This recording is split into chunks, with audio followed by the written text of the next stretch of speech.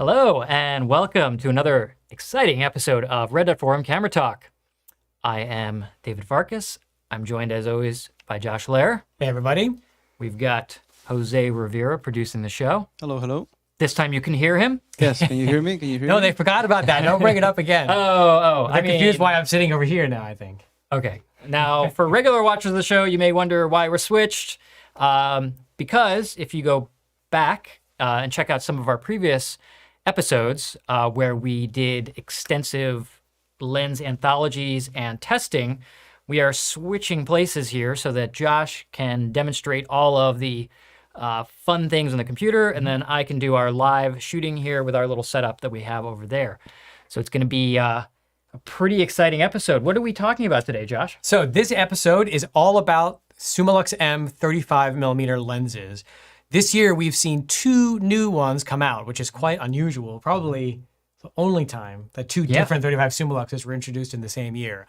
And so we felt it was fitting. We've done episodes on all the 35Ms. We've done telephotos and 75s and Noctiluxes and Oh my. And since David and I are both huge personal users of 35 Summilux-M lenses, it felt appropriate, given the releases this year, to dedicate an entire show to them. Yeah. So what are we going to be covering exactly? So the goal of this show is two things, really. One is to simply go chronologically and explain all of the variations that have existed and still exist of 35 Summilux-M lenses.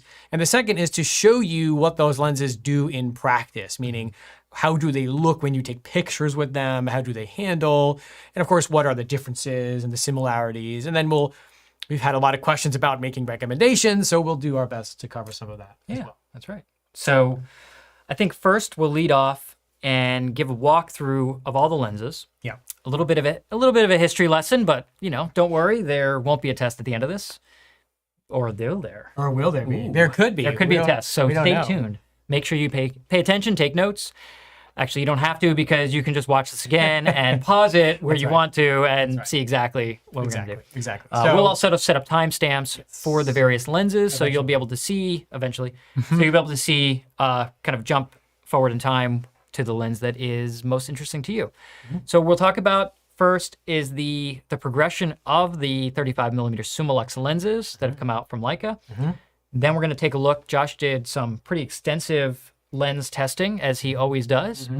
And then we're going to throw all those lenses on the camera and do some live shooting, so you can see how the different lenses compare at different apertures, and what the center, corner, and bokeh look like.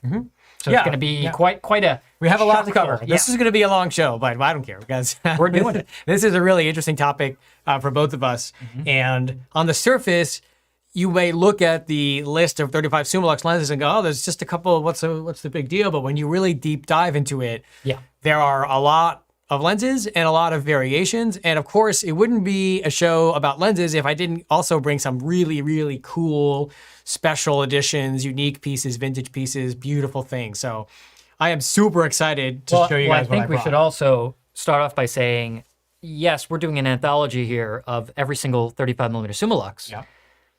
But it wouldn't quite be right if we didn't actually have every single version on the table. Obviously, in its original. Well, Yeah. listen, a lot of people just use, like pictures of things. we don't do that. We're not doing that. No, so- We have all of the things here, which also leads me to say we've got a big thank you to those who have helped us out on this episode by sending us in some of your treasured, valuable pieces. Yeah, here. I mean, Gary and Rod, both in Seattle, and Michelle in Chicago, and David, not you, David, the other David. Yep. And Jeff, and I don't think I missed anyone. Well, and Julie for letting me borrow some of her cool stuff. So thank you, everybody, for trusting us with your special pieces and letting us show them on the show, because that, for me, is part of the fun. So it's cool to have. Yeah. Do we know if we've ever had all of these things gathered in one place? I have not quite. I mean, we had a lot of stuff for our. We do have an episode dedicated to all the 35mm M lenses, and we had a really impressive array. Sure. But because this is just about Summilux, we've never had this many Summilux together. For sure. In terms of variations. And of course, the two that have come out since that episode aired, in fact, there's been 3 35s that have come out since that episode aired because the Apple really? came out after that as well. So But we don't talk about that. we don't talk about that. No, we have a whole episode about 35 Apple, so you can watch that. Yeah, for sure. So yeah, I think we'll just dive right in, and obviously we'll do our best to take your questions. Probably not as much in the first section, although I'll peek over and see what people are asking periodically. But I think we should just get started. The water's great. Let's dive in. Let's do it. So Where are we starting? the very first 35 Summilux All right. is. I'm going to the close up here overhead. There we go. There it is. This is a lens you probably heard about, especially as of late. This is the 35 Summilux version 1. Its nickname is the steel rim, which is obviously because of this stainless steel rim around the front. This is where the lens hood attaches to. It's not the best mounting solution when you compare it to modern lenses. You'll find a lot of these on the market when they're for sale used are missing the hood.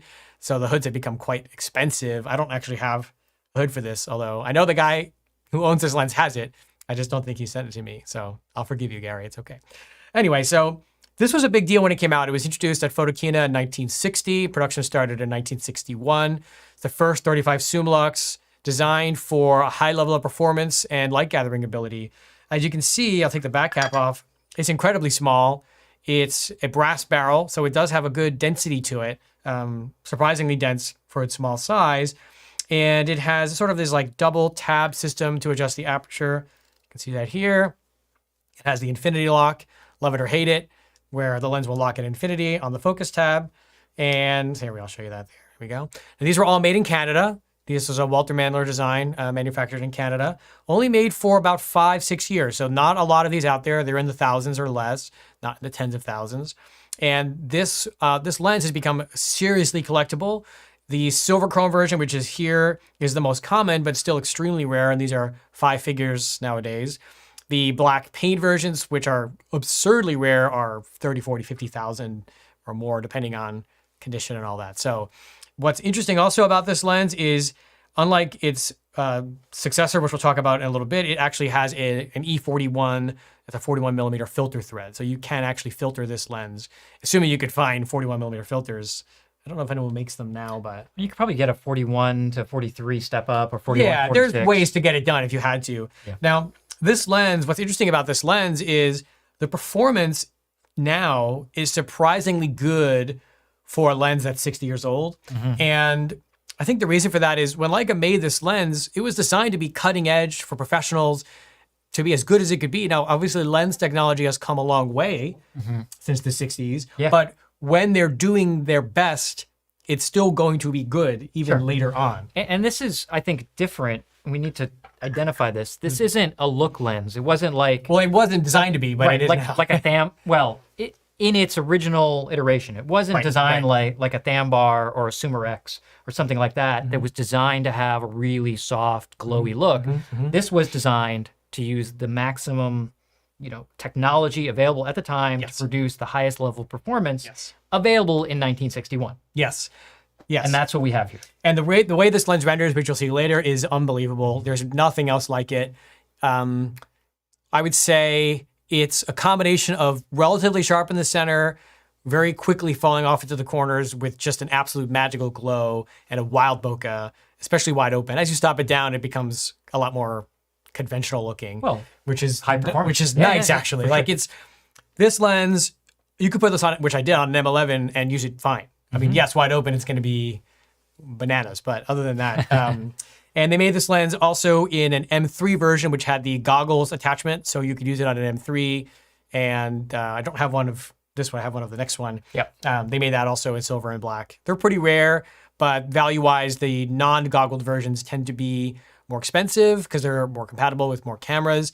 The big difference between the goggled version and the non-goggled version is this version that I'm holding without the goggles will focus down to 1 meter. So not really that close, actually, especially compared to a modern And lens. the goggled version? Goggle version is 0.65 meters. So that's 35% closer. Huge difference. Huge difference. So from a practical use standpoint, the goggled version is actually far more usable. It's like a modern lens. Yeah, because it focuses actually closer than the modern 35, FLE, but not in the close focus mode. So if you can get your hands on the goggle version, especially if you have, let's say, an SL2 or an SL2S, where it's not going to interfere with you can still use it on an M11, but it's kind of annoying having to look through the goggles. Right.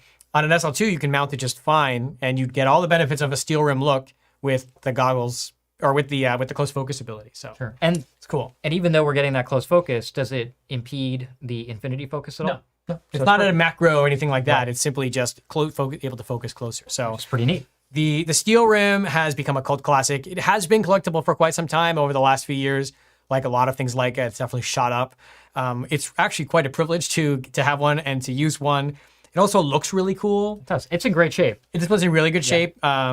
And we probably could use a little bit of a CLA, but that's only for the guts. But the cosmetics are beautiful. Sure.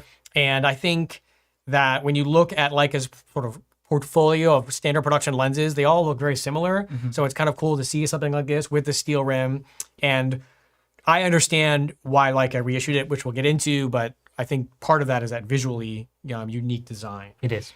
So that is the 35 Summilux steel rim. So if you ever hear someone throwing that term around, they are simply talking about the first 35 Summilux, which came out in the 1960s and didn't have a long life, but it has been remembered and loved quite a bit. Okay. So that is the first version. Nice.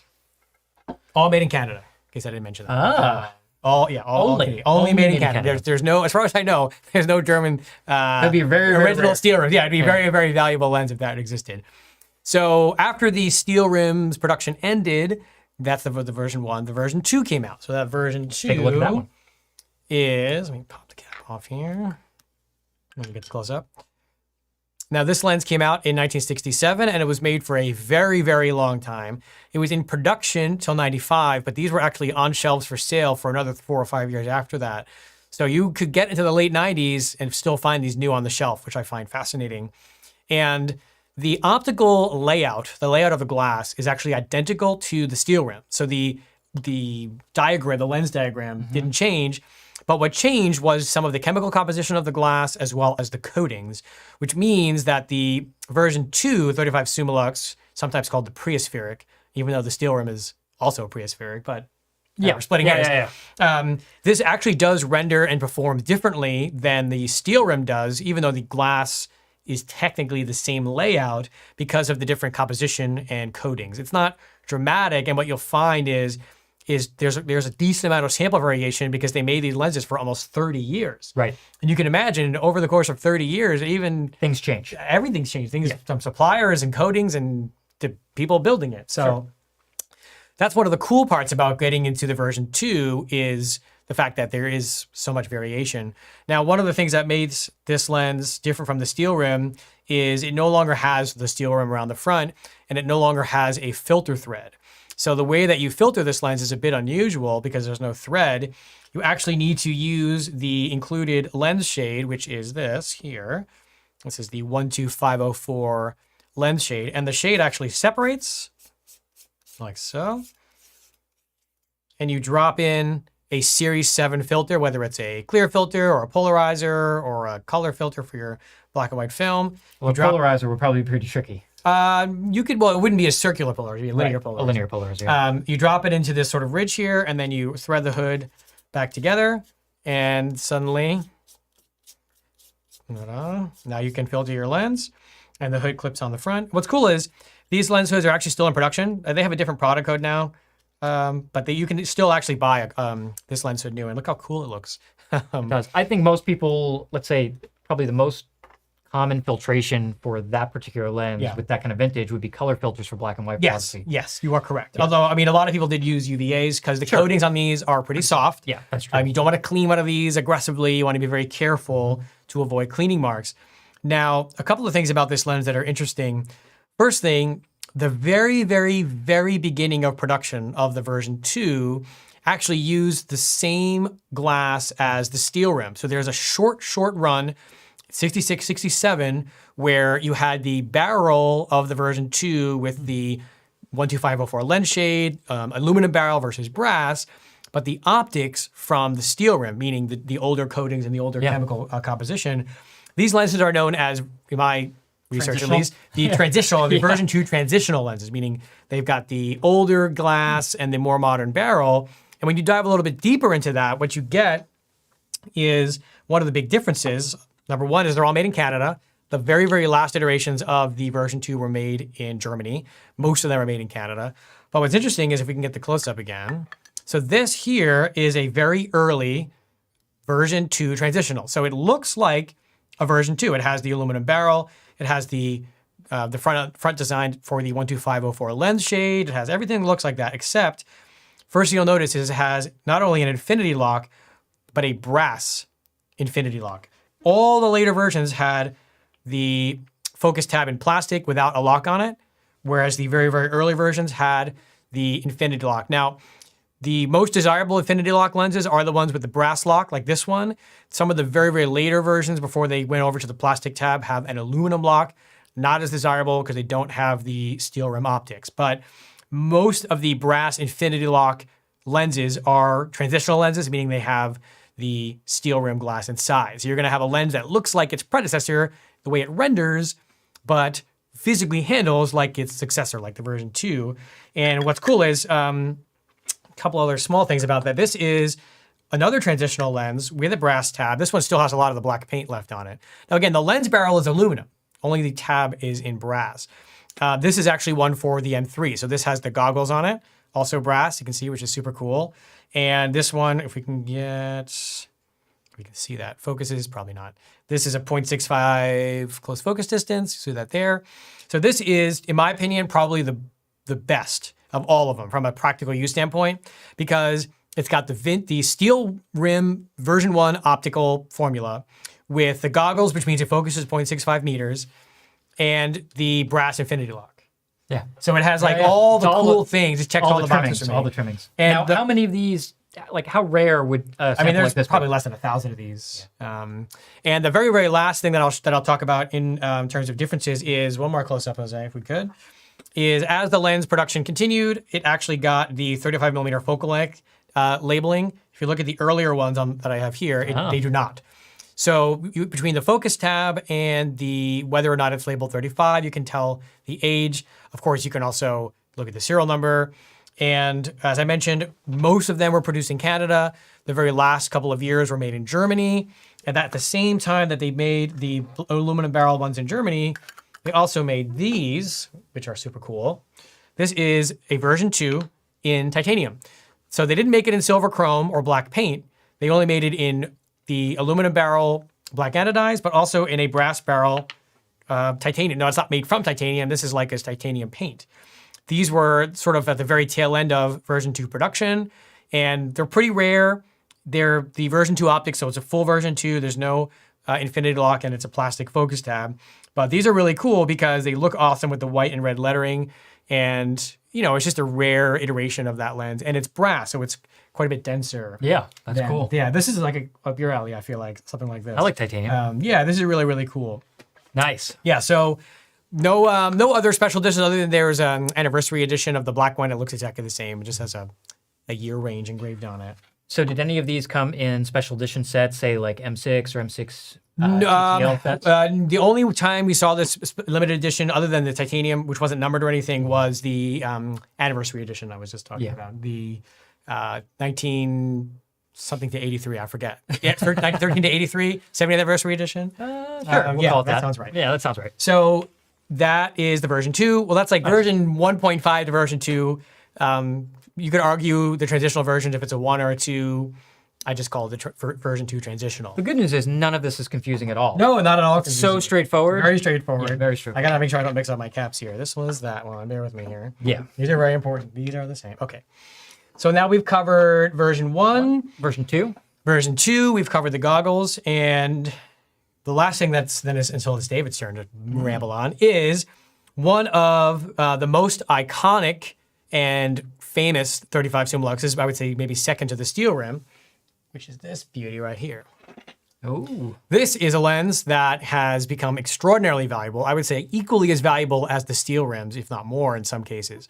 This is what is known as the double aspherical. Well, that's not the official name. It was It's never simply called the 35 Summilux aspherical, but it has 2 hand-polished, hand-ground aspherical elements in it. It's the only 35 Summilux that has that. They did that first in the original 1.2 Noctilux, and that lens is also extremely rare and valuable.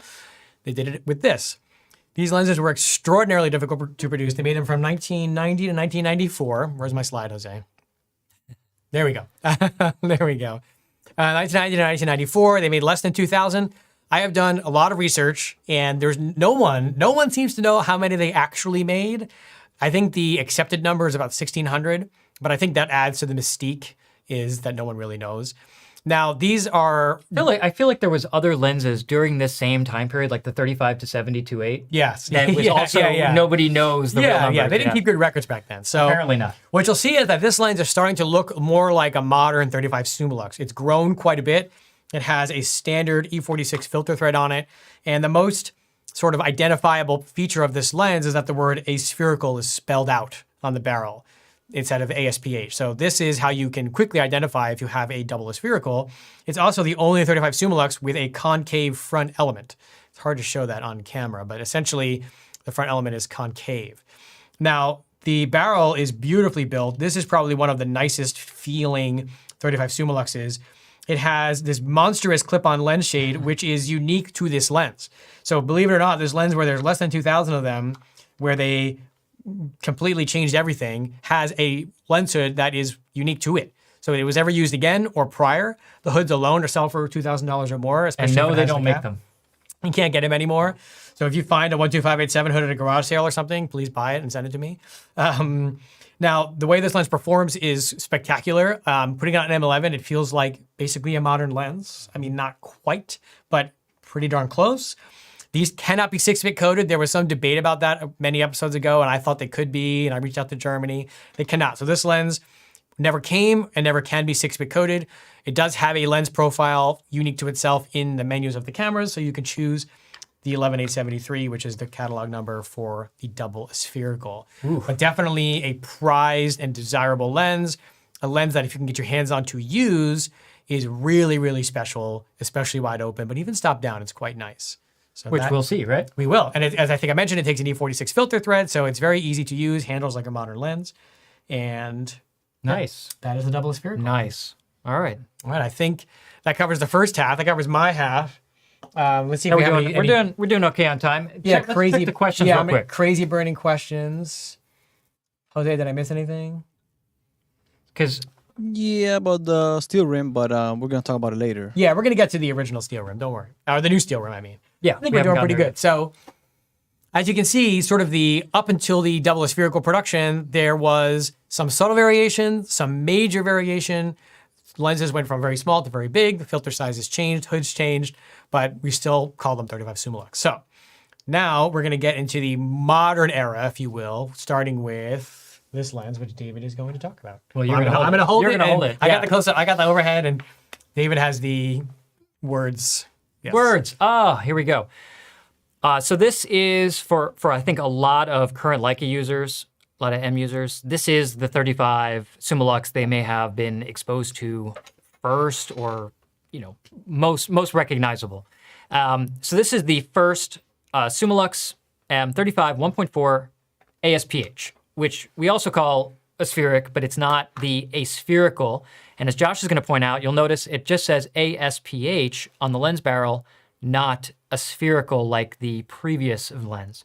Dimensionally, it's very similar to the double aspherical because it shares a lot of that same design mentality between one and the other. You could almost say that the aspherical, the double aspherical, was sort of a design concept, but it was handmade, it was hard to produce. This was serialized production. This is mass production produced from 94 all the way to 2010. And it's a great little lens. One of the first, I would say, first class of modern era lenses, M lenses, along with a bunch of other ASPH lenses that were introduced from the early 90s to the mid 90s. So this falls squarely in that arena. This replaced, technically, not the double spherical, but it actually replaced the version 2 pre-aspheric Summilux. So the one that Josh showed you all the different variations of that have the goggles, not the goggles, the plastic tab, all that.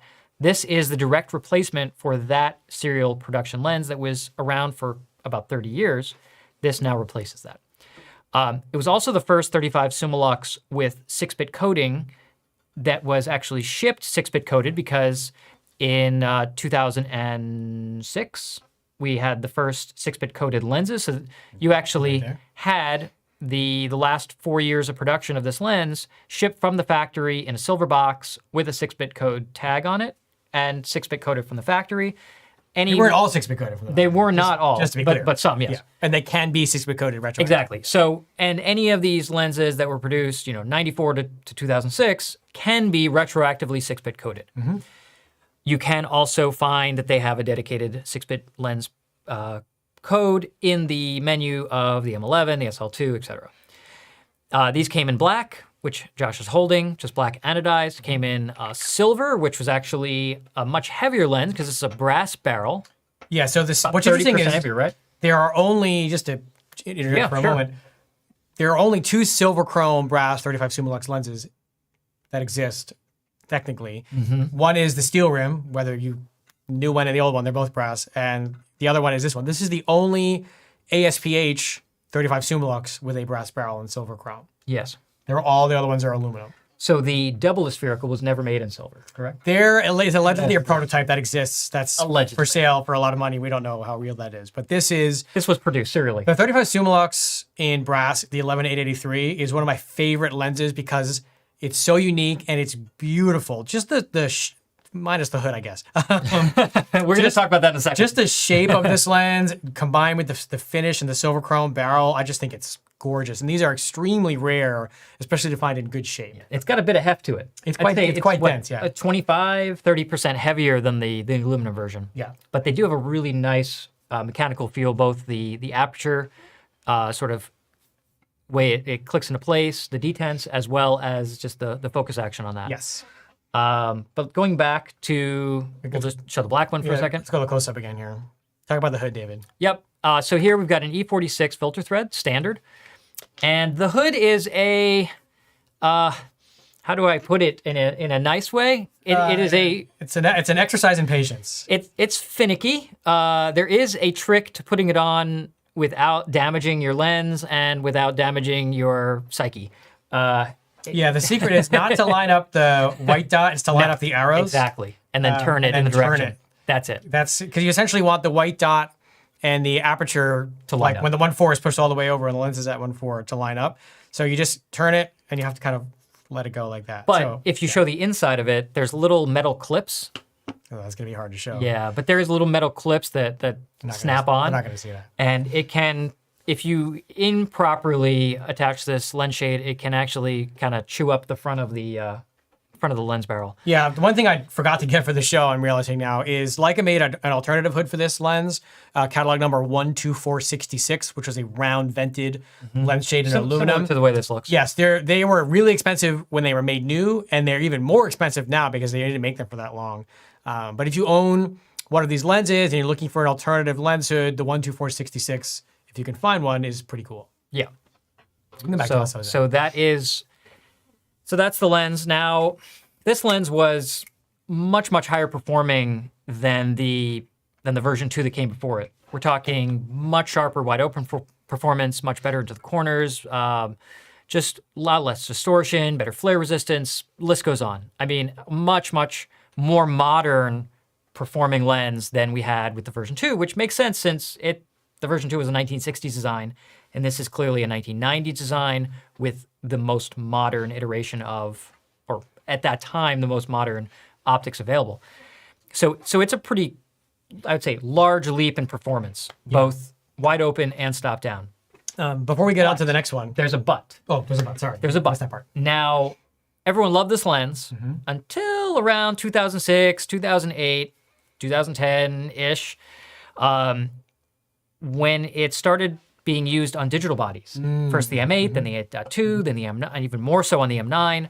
People started to notice that where their lens that would be sharp at 1.4, when they would stop down without changing focus, the focus would shift backwards, so that they were getting a lot of in focus, earlobes rather than eyeballs. One workaround to that was focus on a nose, and then the eyes will be in focus, whatever. this is called aperture-related focus shift. As it turns out, it was sort of endemic to this entire design, but nobody really picked up on it on the film days because, you're so far separated from shooting and results, and film is a lot more forgiving than digital, which is just you either nail it or you don't. It's not kind of sort of in focus. So this was a problem between, let's say, 1.4 and f4. 1.4 would be fine, 2 would be a little bit soft, 2.8 would be a little soft, and then by 4 it would sort of self-resolve. Leica, for a while, you could send it in with your camera and you could adjust it where 1.4 was slightly front-focusing. So let's say you focus on an eye, it might focus a little forward of the eye, but then as you stop down, the lens would focus predictably, and then once you're at f4, it was fine. People misinterpreted that, I'd say, as being a good copy. It just was calibrated differently. Yeah. That leads us to the next lens, unless you have something else to talk about this. 2 points I want to mention. Number one is a current CLA by Leica can knock out a large amount of the focus shift, better than I've ever seen. The one that we just showed you, just was CLA'd this year, and obviously I tested it today, and the pre-aspheric has more focus shift than that one does. Really? Yeah, I was very wow. pleased. It was very Okay. usable. Okay. So, and of course, when is focus shift not an issue on a modern Leica? Live view. There you go. So SL2 or M11 or M camera with a VisoFlex, Right. it's irrelevant. It is. Just keep in mind, focus shift is only a concern with a rangefinder focusing method. And the first digital M's, the M8, M9, anything prior to the M Type 240 was rangefinder only. There was no live. The rangefinder's focusing mechanism doesn't account aperture. It doesn't know what your aperture is. So it's on a live view camera, you stop down and then you focus and you're looking through Exactly. the What lens. what you see is what you get. Exactly, but not on a rangefinder. That's why it's an issue. Yes. There are not too many special editions of the pre-FLE, as we're calling it, I guess, the first ASPH. They made it in silver chrome. They also made it a brass barrel in the titanium finish, much like the version 2 I showed you. But there is a really, really, really, really unique special edition that, of course, I brought. If you can hand me the white box on top, please. Oh, yes. Now, this is going to require Do we need special, the special music? gloves. No, just the special gloves. Cue the orchestration. We don't think we have an orchestra. I think we just have, hold on.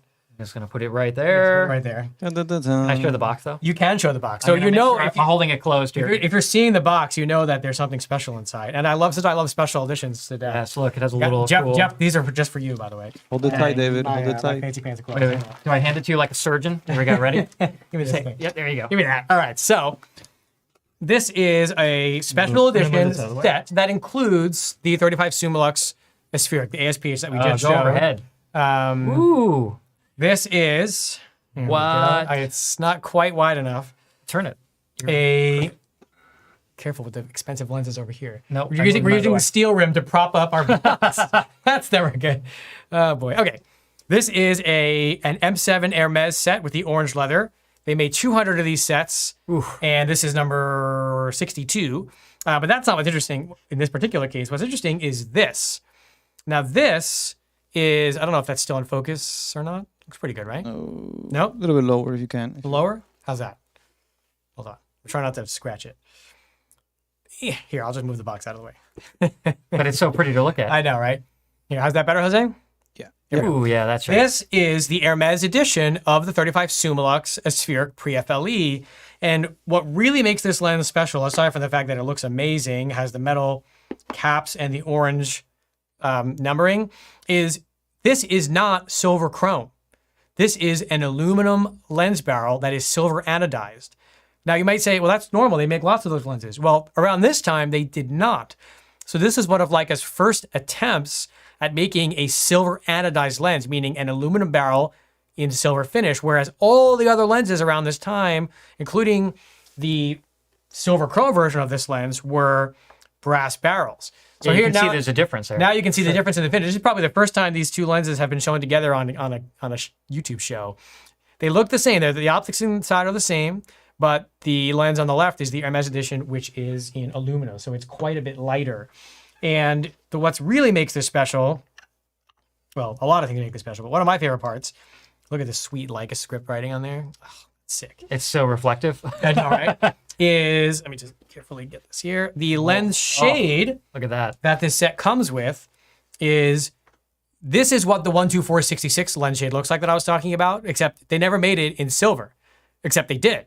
Yeah, it's right there. This You're holding lens it. hood is unbelievable. This is probably a $2,000 lens hood by itself because the only way you could get this was the part of this set.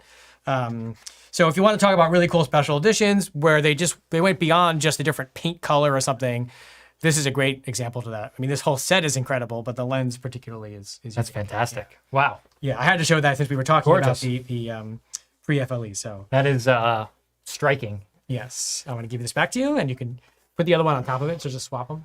Sure. All right. Sorry to steal your thunder for a moment there, David, but let's keep going. Woo. You know what's next? I do. So that actually, but that was worth it because that was pretty cool. That was pretty cool. And how many of these sets were made? 200. 200.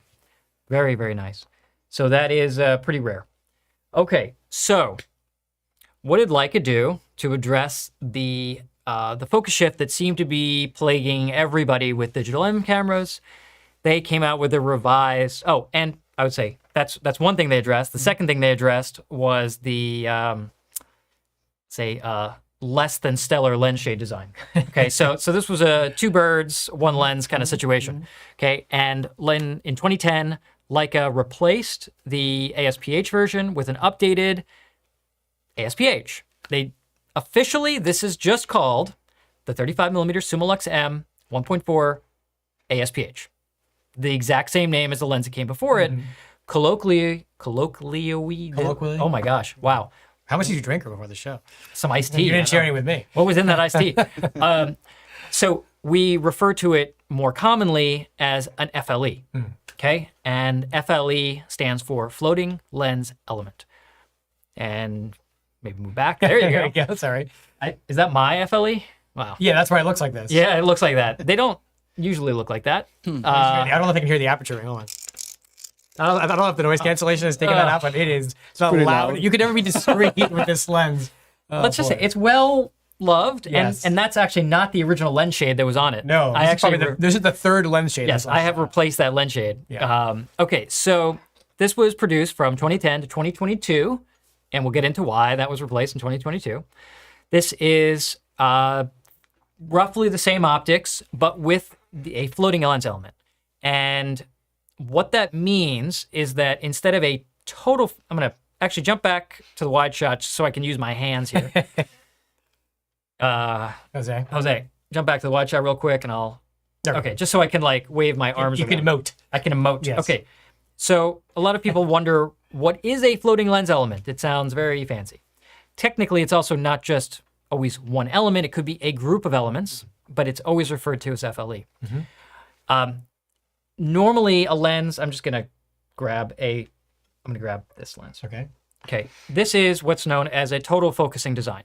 So as we turn the focus, especially going usually infinity, everything is starting back, and as we go close focus, it goes forward, and that is a total focusing design. So basically, everything in the lens or the focusing group is moving forward at a constant rate.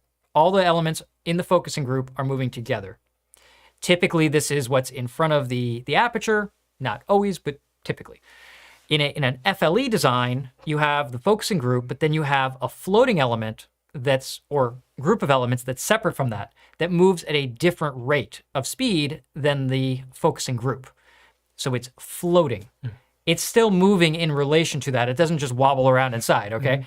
So what it means is, let's say these are moving this fast, maybe that only moves half as much. And this design principle that's now very common among a lot of the Leica lenses, the modern lenses. This was one of the first floating lens element designs. I think actually the Noctilux 0.95 was the first one in 2008, 2006, 2008? Something like that. Something like that. Watch the Noctilux episode, David. Yeah, watch the Noctilux. No, you should watch Wait, the Noctilux right, episode, okay, I'll be right back. So that lens, they introduced the FLE design, and then it was rolled out for this lens just a few years later. What it corrects is, one, the aperture-related focus shift. So as you change aperture, it no longer shifts focus because of that design. It also can improve performance across a wider range of focus positions. So traditionally, go all the way back to original, vintage lens design, they would usually be optimized for a set focus distance. So maybe at infinity, or for, let's say, whatever, a middle distance, or for macro lens, it might be optimized for close focus range. And it may not be as good at distance as a traditional regular lens. Or a telephoto might be arranged for distance, and a wide angle might be somewhere in the middle. These were just design criteria because you have to make a choice. When you're designing, it has to work correctly for one distance and not for everything. The FLE design has changed that. Now we have consistent performance all the way from close focus to infinity on a lot of lenses now, and this one here being one of the first that took advantage of that kind of design. So that's kind of a long explanation, but it is significant. Well, this is a lens, one of the first, if not the first lens that was designed for digital. Yes. I hate saying it, that I term know, sounds silly, but what I mean is... This tripod was also designed for digital. That's true. What I mean is they were thinking about a flat, plain glass digital sensor when they were making it versus the slight curvature and depth you find in a piece of film. So there are a couple of really cool special versions of this lens that I brought. Before we get into that, you want to talk about why this silver... Well, let's talk about the lens shade first, and then jump into the... before we even get into the special editions, just from a production standpoint, why this silver is different from the last couple. Yeah, hold the two side by side. Yeah. Here we go. So the FLE, so David, what's different with the FLE and silver versus... This one has a lens cap on it. Okay, yes. There we go. Okay, so what's different about this is the silver one is actually silver anodized aluminum. Much like that Hermes special edition I showed. That Hermes special edition. It's not the first production lens. I believe the 28 was the first. Yeah, the 28 Summicron, and this came out around the same time. Yeah, but the 28 Summicron was actually, they only made like 500. Correct. This one was... This is still, was still in production up to about 2 months ago. Yeah. Yes. That crookedness is killing me, though. What crookedness? There you go. Yep. Yeah, it's not a lens dance. All right. So those two lenses, the black and the silver, weigh the same. They have the same focus action, the same aperture action. It's really just a matter of, at that time, up until very recently, pick your color. Yeah. So these are it's nice to have a serial silver production lens that doesn't have a sacrifice in weight. Yeah. And we're going to demonstrate the lens shade. Yeah. So this was a revelation. If Josh can unscrew that lens shade for me. This is a threaded metal lens shade with a little cutout in the corner. It's a much lower profile than the original. If you have, there we go, that one. Yeah, I might even bother trying to take it off. Well, you can see. Much lower profile. Yeah, it's quite a bit smaller, and it's much more wieldable and easy to use. And also show the hood cap that goes on it. Well, I should talk about, we talked about this in the last show, but just as a reminder, so this comes with the 14212 hood cap, which just slides on like that and is not, as you can see, there we go. You're doing great. Not great. So we do also have again, we talked about this last time, so I'll be very quick. This is a new product we're carrying that is an alternative to that, which instead of being that little kind of slide on thing, it is an anodized aluminum cap that looks super clean and has a little sort of 3D printed cutout that fits perfectly in the part of the hood that has a hole so you can see through it, and it fills it in really nicely. This is the sort of third-party alternative to the annoying cap that comes with this lens. So if you have an FLE in any either black or silver, and you don't like that slide-on cap, the OTECT 12465 cap is a cool alternative to that. So just beautiful. Shout that out real quick. Jose, if you want to drop a link to it, maybe. Now, did you bring a finishing ring for this? Or no? I did. That's what I was about to show next. Yeah. But I'll show it while you talk about what do you do when you don't have the hood on. Right. So previously, we have to show where to find it. I do want you to show this. I got you. There we go. Got it. So if you look at the close-up camera here of the pre-FLE ASPH, you'll notice, and I'm going to point my finger in here, you'll notice that it's finished. And it has this ridge right there where the lens shade mounts. So the lens itself is finished. If you look at the threaded lens, by comparison, you'll notice that it has exposed threading, which is not great, right? So what Leica does is, if you don't want to use a lens shade with this, they have a threaded finishing ring that comes hidden. There you go. Yep. In the bottom of the pouch. That's it. Okay. And that would just screw on to the front in lieu of the lens shade. and it gives a really nice finished look while also protecting the thread from getting any kind of sand or debris in there. And the cap still works. Well, you use a different cap. Let me rephrase. The 46 millimeter cap works now. Obviously, the rectangular cap does not work. This would be ideal to keep the lens as small as possible, or if you're using polarizers. Yes. Because the hood would just interfere with that. Yeah, so that's really nice to have both of those. And of course, the black one comes with the black one, the silver Come back one to comes us. with the silver.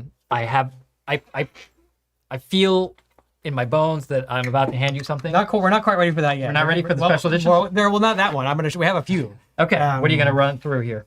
So the FLE, being a lens that is still pretty modern, has had a couple of really unique special editions over the last 10 years that it was in production. I brought a couple to show, and I'll go through them quickly. I know we've got a lot to talk about still. So first, we have this one. Jose, you can give me a close-up. This actually is the first time the FLE was offered in silver. This was a couple of years before there was serial production in silver. You'll see the lettering is in black, unlike the standard silver, which is in red. Hold on. Show you on both. This lens came from the Ralph Gibson M monochrome set, which was in only sold out of the Netherlands, I believe. They made about 50 of these things, and it came with an FLE in silver, which was a big deal at the time because this hadn't been announced yet. So this was the only way at the time to get this lens in silver. These are unbelievably rare, and this is probably one of only a handful that's in the US right now because they were never sold new in the United States. The second cool one that I brought is... I love the close-up of your arm right now. Oh, that's great. Nice and tan. This is a lens that's actually, most of the time, everything we have you can't buy. This one you could actually buy if you wanted to. This is the Leitz Wetzlar version of the FLE. So you can see it's basically completely monochromatic. They made 500. It has no coloring at all. You can see all the lettering is in various shades of gray. Very cool. The dot is in gray. And around the front, I'll show you real quick. It says, there's a filter on it, which makes it harder to show this. Oh, you just wanted to show the 46 filter. No, it says Leitz Wetzlar on the front. So this is a special edition of the FLE that we saw a couple of years ago that sold out pretty much right away. And this exact lens, which is mint and complete as new, is for sale. I know that's unusual because usually I tell you can't have it. This one is available on the website if you want one. That would look really cool on a monochrome. Yes. This is sweet. Really cool. And similar to this, a couple of years later, there's my head, we got this. Now, you may be looking at this lens and go, well, Josh, this is the same thing as the Leitz Wetzlar edition, but you'll see there's a couple of subtle differences. The gray paint is slightly darker. Here we go. And the mounting dot is actually black, not gray. Oh. So you're saying, now granted, this one has the hood and this one has the metal cap. They both came with both the same, so they ignore that. What this lens is a lens most people who are watching this probably have never heard of. Now, we talked about the double aspherical and how it had the word aspherical written out on the lens barrel or on the front. So this has the same. In fact, this also has FLE written on it. This is the first and only time that Leica themselves have called this lens the FLE. This is the 10th anniversary edition of the lens that was produced for the Asian market only, not sold in the United States. They made 110 of these, 10 per year. Well, yeah. And this one is, and they didn't have numbers. They just had month and year. So this is February 2019. That's the edition number of this lens. This is one of my favorite iterations. I would say the Leitz Wetzlar I like because it's got the classic Leitz writing on it, which is really cool. Yeah, for sure. These have become really, really special just because it has the word aspherical written on it. It has the FLE written on it. And it's just slightly different than the Leitz Wetzlar that we saw. So that is the 10th anniversary edition of the FLE. Wow. And the last special version I brought, then I'm going to have you talk about what this is if you can hand me the other super secret box, Mr. Vargas, that would be great. Not that secret. This one is... If I show them, can I show yeah, you can. This one is a little bit more mainstream of a special edition set. I actually have a whole video on do. this particular set right here. So this is the M10-P Ghost edition. Now it's fitting because we just saw the Q2 Ghost edition come out. Yes. Now the reason I brought this set is because it includes I'm going to learn my lesson and just take it out. There you go. A beautiful version of the FLE in this magnificent sort of light gray paint with dark gray and white lettering and a white dot. This is like the inverse of the Leitz Wetzlar edition. For sure. I mean, absolutely gorgeous. Again, came as part of the M10-P Ghost set, and the camera I'll show you real quick. I think I've showed these In on the case show you before. forget. Yeah, has the matching finish on the camera as well. So that is, one of the really, really cool special editions of the FLE. Yes. Now we'll give this back to you, and I have one more version that David's going to talk about briefly. Yes. Before we carry on, because we have lots of we have stuff. things to do. All right, David, what is this funky looking contraption that I am holding right now? Well, technically, that is the same lens that we are discussing still, which is the FLE. Except this one is not from Leica, but this is actually from Leitz Cine. And this is an M0.8 variant of that, which makes it, it's been modified basically for use on Cine cameras. And you'll see here it has 2 geared rings there. One is for focus, and the back one's for focus, and the front one is for aperture. It has had the click stops and the aperture removed. Okay, you can't hear anything because There's no sound. there is no sound. Yep. And if you look through, you'll see that it's a continual aperture. There's no actual stops, so you can adjust it. That's more common in Cine applications. You'll see they come either in feet or meters. Correct. And the feet one, which this one is, actually has feet and then inches as well, which is kind of unique to see. It is unique, Engraved yeah. on a lens, yeah. Instead of having just no markings. Correct. This gearing is called, the reason the lens is called M0.8 is this is a M0.8 pitch gear, which is common for Cine rigs where you have a follow focus. You'll also notice this flared front shade that actually does unscrew, and that's to fit into a standard matte box, which is the large thing that you see on the front of Cine cameras where they have the oversized filters and barn doors and things like that. So this is set up basically to give a classic M rendering for Cine applications. And Or if you just want to put this on your M11, it'll look like I mean that too, but specifically, there's a lot of cameras that are larger frame sizes than can be accommodated by standard Super 35 Cine lenses. So this can actually accommodate much larger lenses. It's a really compact lens, especially relative to most Cine lenses. So this, finds use on red cameras, on REs, and things like that. Jose, And also, I'm sorry to interrupt. But Yeah. I think the FLE Leitz Wetzlar is in new arrivals because there's no photos yet. Yep. Can you drop a link in the chat? Yep. It should be online. yeah. Sorry. That's all right. Carry on. So anyway, this is optically, it is the same as the standard FLE lens, but been heavily modified by Cine Leitz Cine Wetzlar to function as a Cine lens. It can be used, like Josh says, on a standard M camera or SL, just with live view because there's no. Is So it that's range? rangefinder calibrated. It is still rangefinder. coupled. Rangefinder couple, I mean, yeah. So you still can use it on a rangefinder Yeah, camera. 100%. All right. All right. So that's sort of a strange, also in that category, but not quite made by Leica, but modified by Leitz. Did you find Okay. it, Jose? No. No? It's weird. All right. We can move on. Go to the close-up while I look for this really quick. All right. Close-up. Well, and this lens version. So we're talking about the latest iteration. Let's get our slide up here. This was just introduced 2022, which is this year, as you may know. And this is the FLE version 2, as it is being called. This is just now starting to ship in very, very, very small quantities. It is available in either black or silver, which we have both here. I'll give you the other one. Oh, actually, I have the other one here on the camera. Sorry, I'm going to hand it to you. There you go.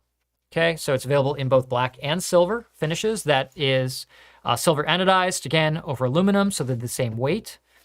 And the big difference here is the close focus, instead of going down to 0.7 meters, goes down to 0.4 meters because it now has, maybe show on the black one, it's easier to see. Yeah.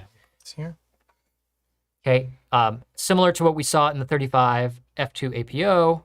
Turn it a little bit so they can see yeah, that's it. So you'll notice that there's a range here in gray, and if you turn it the other way, there's a small little detent. Well, I mean, turn the focus down. Oh. Sorry, I'm doing my best here. So you want me to go, your detent's here. Yeah, well, here's Right. the top. So there's the detent. So you'll see it stops there. at 0.7 meters in orange lettering or numbering. And then once you go past that detent, you can go into the close focus range because that range is now no longer rangefinder coupled. That little detent there separates it from working with the rangefinder to now only working in live view. It does have 2 more aperture blades than the previous FLE1. So instead of 9 blades, it's got 11 blades. It is a little bit heavier, about 18 grams.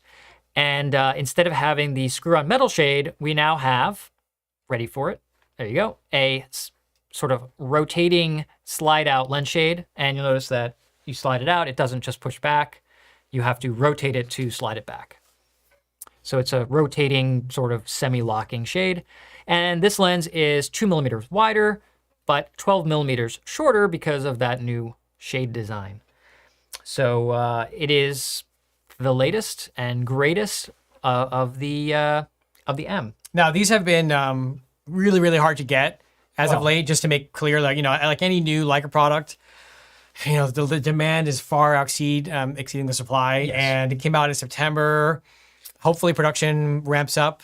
Anytime there's something new like this, where they're using new designs, new parts, it just takes time for them to get it out there. So people always asking, like, what can I get? What can I get? When I'm like, I'm sorry, it's just hard to get. So I know they like to tease us like that. Now, this is essentially, other than the close focus range and the aperture blade arrangement, it is the same optical design as the original FLE.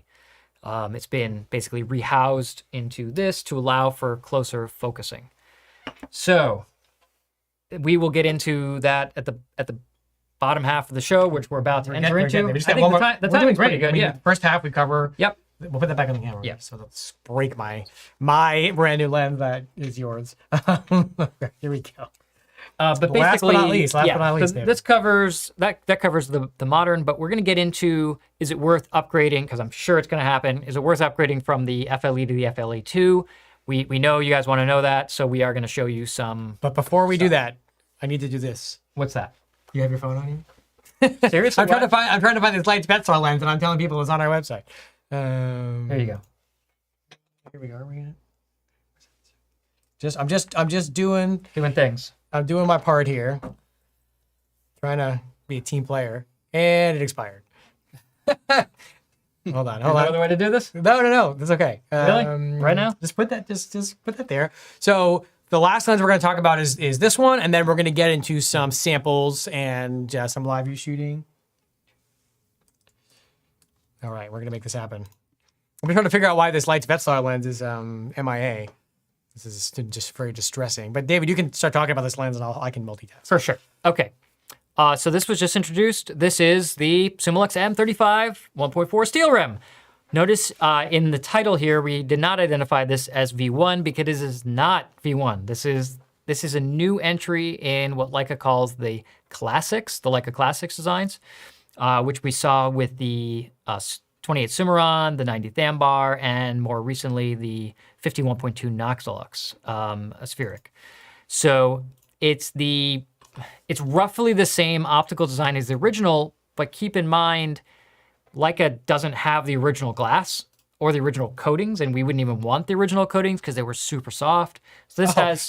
The reason the Leitz Wetzlar isn't available is somebody already bought it. Well, there you go. Somebody is too fast for you people. There you go. There you go. Sorry, Okay. David, carry on. Yep. And this is the iconic steel rim, as you can see there. We've got the front steel rim similar to the original. You want to show the it's original? not exactly the same, so don't Similar, I said. don't yell at me. But they are very, very, very close. Let me take the caps off so there's like some For sure. sort of parity here. Ta-da! Now Look at the color difference. find me another YouTube show where you get to see the new and the old together. Look at the coating difference. Wow, that's sick. Let me just do a little bit of movement here so they can see. Oh, it's very different coatings. That's so cool. Very different. I have not done this yet, so Yeah. So you can see the lens coatings are visually very different in terms of their coloration, which also is a very clear identifier here. yeah, they're very similar. They're very similar. Let's see if I can try to. Let me put them both at infinity. Try not to bang them together. Yeah, no promises. Promises, promises. Oh, the new one is easy to replace. The old one, well, I mean, relatively speaking. I'm gonna get that ready for you as well. There we go. So there are, I mean, they're very similar. Obviously, the new one is made in Germany. The old one made in Canada, but functionally very, very similar. Now, I should mention that the new version of the steel rim is a brass barrel.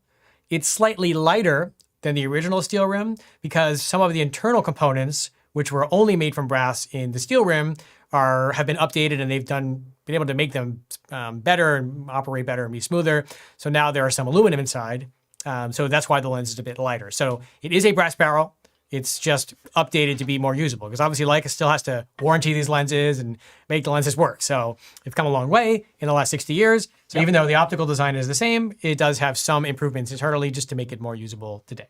I mean, the other thing that's a pretty big improvement is it has an E46 filter thread. Well, that's a huge improvement. That's a huge improvement. That's a game-changing improvement. Let's talk about the hoods, David. And it comes with not one, but two lens shades. Where'd my close-up go? There we go. There it is. So it comes with sort of an original, there you go. This is styled like the Olux hood from the original one. It is super annoying to put on. You have to like get it just right. And it's a little bouncy. Ugh. That's normal. It looks cool, but why is this not ideal, David? Why do they give you another one? Because you can't mount a filter with that one. Correct. So they give you a 46mm threaded hood. Now, I just learned when we were where we were last week that this is actually going to be for sale separately, this hood. Yes. I don't know the price yet, but soon enough, but definitely in time for the next show, these will be available for purchase. So if you have any M lens with a 46mm filter thread, you'll be able to use this hood instead of whatever hood's on it already. I guess this, wait a minute, hold on. But wait. Let me do something that hasn't been done. Give me this. Oh. Oh.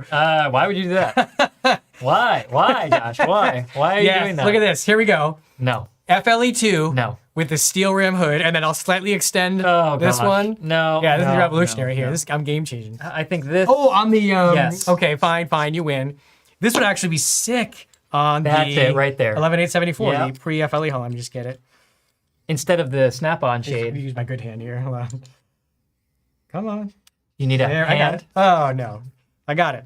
That cool, yeah. is all right. So as soon as I get these for sale, we're gonna tell you guys because now we have an aluminum black anodized official Leica E46 threaded hood, which looks cool. So cool. That looks cool. And yeah. That was really smart. That was really good thinking. I didn't even think about that. Yep. Nice. All right. All right, But get back that's to us. clearly not a steel rim that you're showing there. No, So, no, okay. we're getting sidetracked here. Okay. So that was a reissue. It is part of the Leica Classics line. They're not made in huge numbers. They're a bit hard to get now, but they're not limited edition. Keep in mind though, they aren't produced forever though. Like the Thambar we don't know what's going to happen. We don't know, but the Thambar, for instance, was produced for a period of time and then discontinued. But all the other ones, Are the other two are still in production. So all finishes of the 28. the thing is, the demand for this kind of stuff is greater than ever, which is awesome. But it does mean it disproportionately affects availability because 10 years ago, maybe they didn't, maybe 5 years ago, production wasn't really much different, but demand was much less. And now they haven't built another new factory anytime soon. So we're limited by that. Yeah. The steel rim is sick and will be worth the wait, in my humble opinion. Well, I think, have we covered everything that you want to cover here? Is there anything hiding? I have the most important special edition of all. I didn't show. I'm so sorry. Let's see. What do we got? The last. Aren't you glad I checked with you? I'm very glad. Thank you. Okay, let's see what we got. So this is the last version of the FLE that I totally forgot about because it was sitting in its case. The gloves are coming on. Coming back on. Now, usually the gloves come off. if you've watched the show or if you're familiar with Leica, you understand what black paint is. Black paint is Leica's most desirable finish. It's a black lacquered shiny finish that's on the MP and some M6 TTLs and some other really, really special editions. They did an M10R in black paint. Now, you would think that their most popular and beloved lens, the FLE, would have come more availably, what's the word I'm thinking of, prolifically in black paint, their most popular and beloved finish, except it didn't. There was one run, one special edition set sold in South Korea only of 70. Wow. It was a set that included an MP, a .95 Noctilux, and an FLE You couldn't possibly have it here in the studio. in black paint. Jose, There we are. close up. Ooh. Now, this lens is amazing. It's aluminum. So it's actually black painted aluminum. It's not brass. That's unusual. It has very unusual. It has, well, not these days. That's so much unusual. They do that now more often. This is the only factory version of the FLE in black paint. It's celebrating the 70th anniversary of Korean independence. This is number 17. I adore this lens. They are incredibly rare. Like I said, only 70. They are stunning. This on an MP black paint, or this on a black paint M10R would be a jewel. I am definitely going to do that because I have one somewhere, I think. MP, I mean. So, yeah, this is one of the coolest special editions across all 35 Summilux-s, in my opinion. Unfortunately, one that we never got in the US and one that you're probably never going to see. So, enjoy it now on the show because that's all you get. And look at these. Look at this black paint aluminum rear cap. Very cool. Very cool. Well, actually, that may be plastic. Is it? Maybe. No, I can't tell. It doesn't matter. Anyway, so thank you, Jeff, for letting me take care of your baby because Sounded like metal when you put it on. yeah, delicious. Okay, sorry, I tangented. Wow. That was cool. I'm glad you reminded me because I had to show that. I mean, there's so many things here, so it's hard to cover it all. So now we should get into. Well, let's take a very brief break. Take a look at the chat. Yeah. Jose, you've been keeping an eye on that. Let's just see if there's any questions that we haven't addressed before we jump into the imageries. Yes. That was the history Right. part. Do you want to go over questions that are not related to performance, comparison? No, we're gonna get into that. Yeah, we're gonna get into that. So anything else like practical questions or edition questions, things like that. Yeah, let's see. Brian said, I have a 35 Lux version 2 made in 1970. I've heard different things as to whether I can use it on my M10R. Yeah, some of the early ones had rear element sections that protruded a bit further. Although I have yet to find one that doesn't work on a digital M just fine.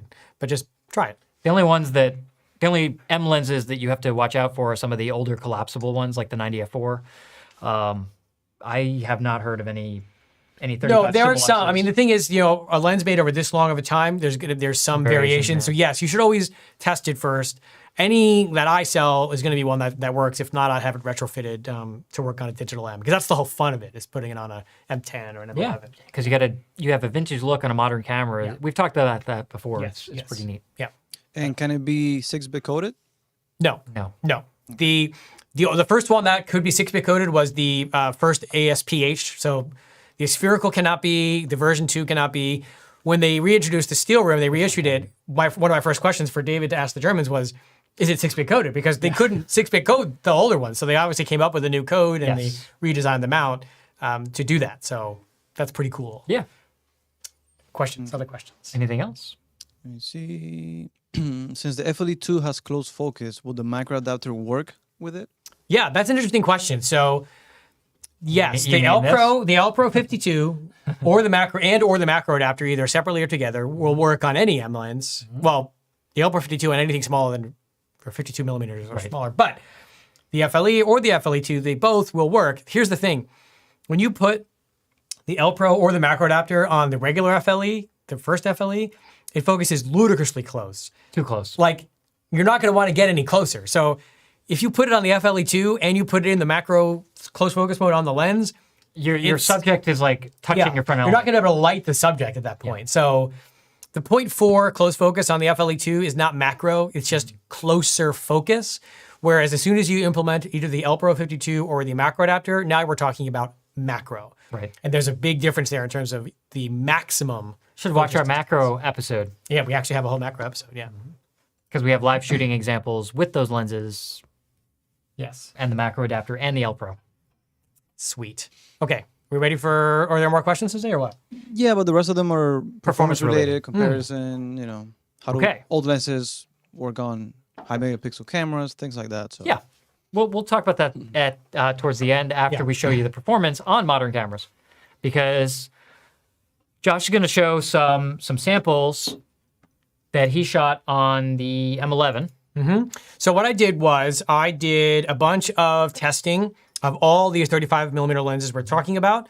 I used the M11 exclusively, base ISO 64, and I made sure that I selected a lens profile if it was not 6-bit coded. And I went out and I shot 2 different real world scenes around the store being this time of year, there's lots of Christmas lights up and about. So I thought that was a good opportunity to do that. And then I did my usual, if you've seen the other lens anthology shows, testing in the store. So my elevator room test charts and my camera bag bokeh test and my camera bag shelf sharpness test. So I have a whole, now I have way more that I can actually show, but I'm going to talk about some of the things that I find interesting in now. So we want to go to the computer screen, Jose? Do we need to see me? It just makes the image smaller. Yeah, you can see you. All right, fine. So this is the first image that we have in the series here. And this is the steel rim, wide open at 1.4. And this lens has a look that cannot be replicated even by the modern version because it's still using the original glass, the original coatings, which you don't have anymore. And of course, it's also aged like a fine wine. Fix this for you. You keep talking. Oh, okay. You got that? Yeah, I'm just going to make this a little bigger. Yeah. Which one are you doing?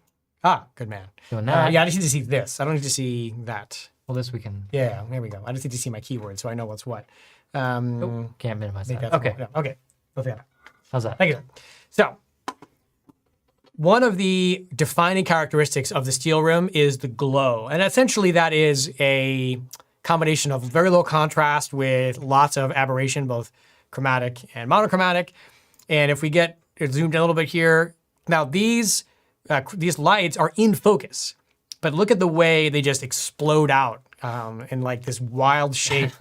And as we get towards the edge of the frame, these are circular light fixtures, the circular light, and they just, the coma effect here is— It's a flock of birds. Wild. Yeah, that's what it looks like. I mean, it's so distinct. And one of the big differences between the way that lenses from this period were designed versus lenses that are designed today is they place a huge premium on center sharpness with a very, very, very fast and aggressive fall off laterally, like outward. So the center sharpness at 1.4 is phenomenally good for a lens from the 60s, but as soon as you start navigating away from the center, you can see here it just turns to mush. Wow. Look at the Christmas tree here. I mean, Whoa.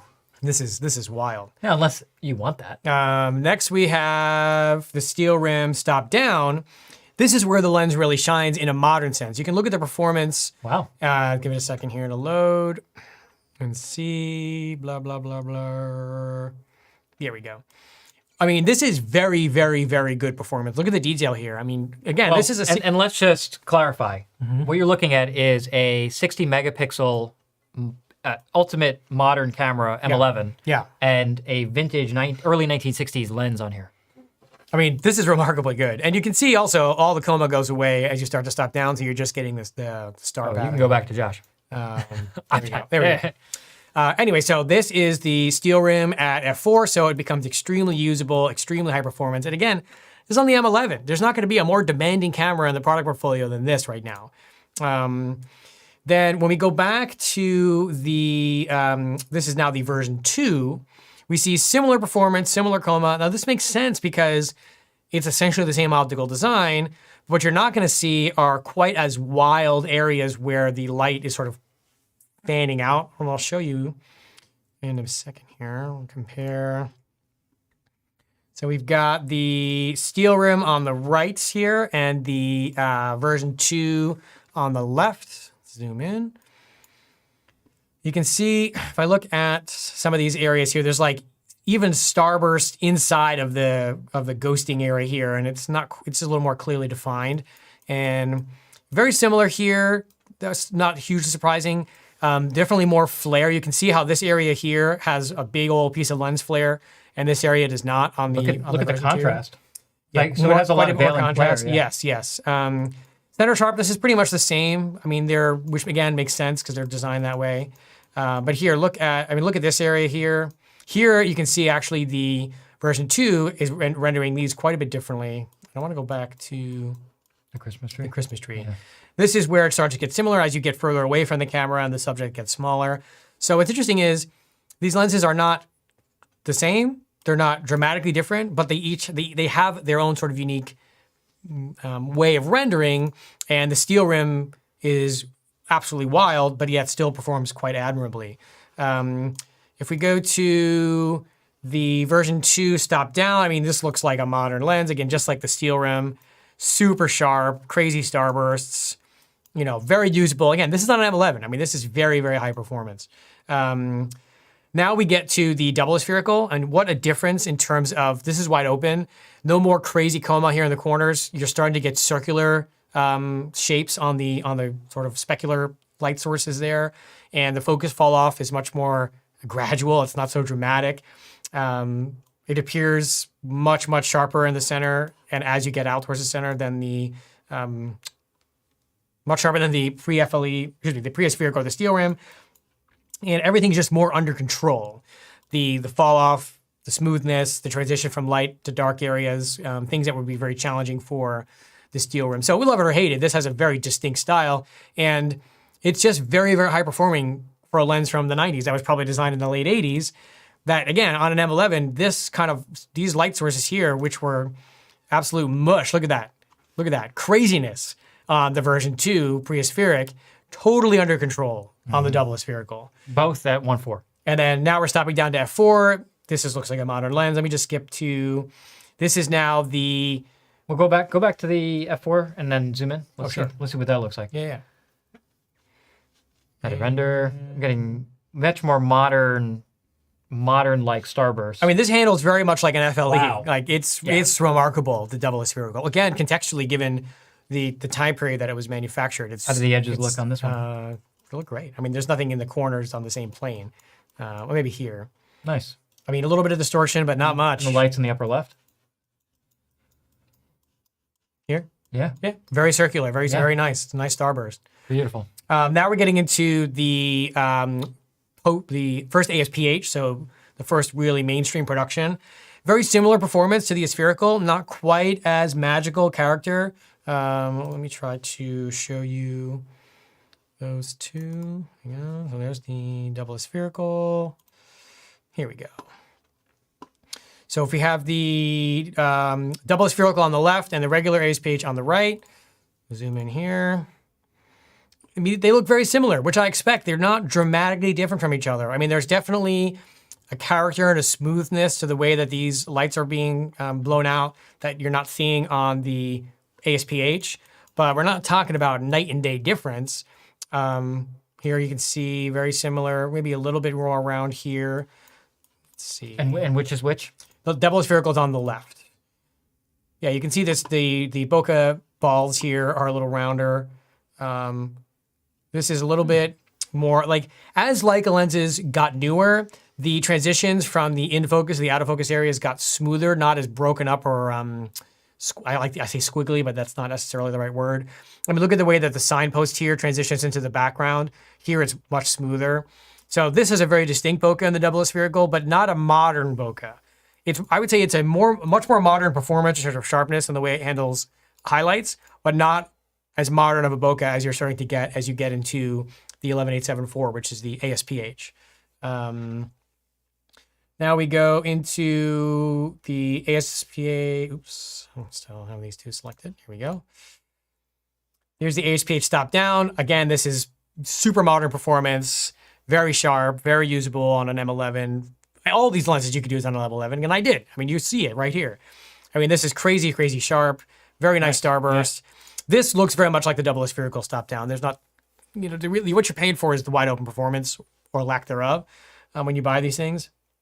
Now we're getting into the FLE, which again is going to render very similar to the pre-FLE, except I'm noticing that the flaring is more controlled, the transition from bright lights to the dark areas is more controlled, the out of focus specular areas are getting smoother. Performance again exemplary across the range, and here you can see our Christmas tree. Let me compare this to the pre-FLE. So we've got the FLE on the left and the pre-FLE aspheric on the right. And we're going to see the FLE edges out a little bit in sharpness. You can really see that here on the bark. Not night and day, but definitely here you can start to see it. Mm-hmm. This is a very challenging situation because you have direct light coming at the lens, like in terms of a direct light source, huge transitions from highlight to shadow, lots of fine detail. And here you're starting to see where the FLE is pulling ahead, which makes sense. This lens is optimized for digital and it's on a digital camera that's demanding of that optimization, but not dramatically different bokeh. It's not dramatically different. It's different, but it's not going to change your life, which makes sense because these lenses share a lot. And then we get into the FLE II, which basically looks exactly the same as the original FLE. My brain wants to tell me that it's slightly sharper. I don't really know if I can tell that. I can't really tell you definitively that it's slightly sharper. And because the extra aperture blades only come into play when you stop down, it looks the same. Now, what I'll show you is where those 2 extra aperture blades come in handy on the FLE1 versus the FLE2. So on the right, we have the FLE2 at f4. On the left, we have the FLE1 at f4. And if we look at this area here, let's give it a second to render. Come on. We need some hold David, music. can't you get a faster computer? Uh-huh. Well, you need faster Lightroom with compare module. Yeah. There we go. So you can see on the right, you have a lot tighter starburst pattern because it's one, what would this be called? Prong. one pokey part per aperture blade. So, Well, is that a technical term? yes, exactly. So again, these are at f4. So this is not wide open. This is where you're going to start to see the difference. I mean, here you can see that on this starburst, dramatically different. Let's go to the Christmas tree. So it's just making things more controlled, more round if they're circular in shape. Let me go to this section here. You can really see the difference. It's just smoothing things out a little bit. Again, not night and day, but just making the lens more modern. It's continuing to make the bokeh look more modern and play better on a digital camera. Just one of the benefits of the new FLE. I mean, here, these look the same to me. But not, yeah.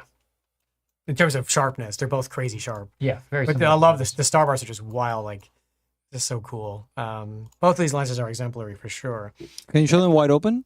Yeah, they're gonna look the same. Both FLEs, yeah. Yeah, here we go. It would be that's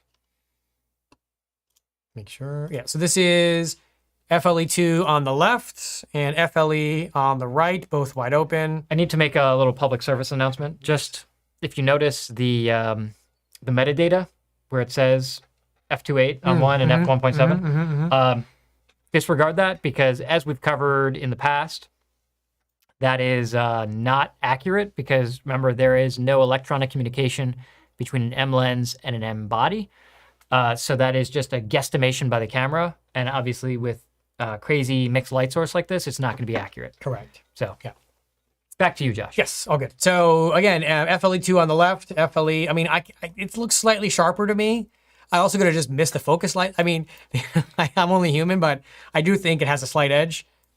We're splitting hairs here. And of course, the whole point of this test is to be as detailed as possible and fleshing out the differences between the two. But you can see wide open that in terms of handling highlights and flare and all that stuff, they're basically the same. I mean, I'm looking pretty hard. I really don't see any noticeable differences, which makes sense because the extra aperture blades are out of the way, so they're not going to make a difference in how the lens performs. Not wide open, right? No, I mean, these look the same. These look the same. Yeah. They'll look the same. So if you're going to shoot wide open, there's no meaningful difference. Again, is it 1% sharper? Maybe. Maybe. I don't know. I don't really, not that I can really say definitively, like versus comparing a 35 Apo or a 35 FLE against a steel rim. I mean, that's a much more apparent difference. Next, we've got here we go. We're going to go from the lovely, perfect FLE to all the way back to the new steel rim. Classic. Now, this is splitting the difference between the steel rim original and the version 2.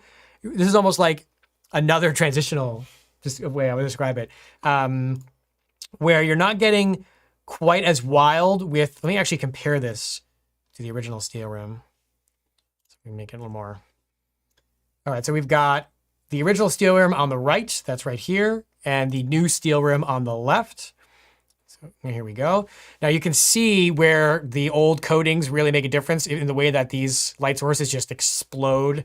Well, I'd say it's really controlling that veiling flare, similar Yes. to how the version 2 was. Yes, yeah, and here the coma is very similar, which makes sense because it is the same optical design in theory. Let me go to the Christmas tree. But holding a lot better contrast. Oh, yes, for sure. Here you can start to see that the old steel rim doesn't have quite the circular tight pattern as much on the out of focus Christmas lights as the new steel rim does. So my point being is if you had an original steel rim, you're not going to get a new one and be like, oh, it's exactly the same. It's not. Again, even softer focus fall off here. than this. It's pretty close. Pull up here we go, this part here.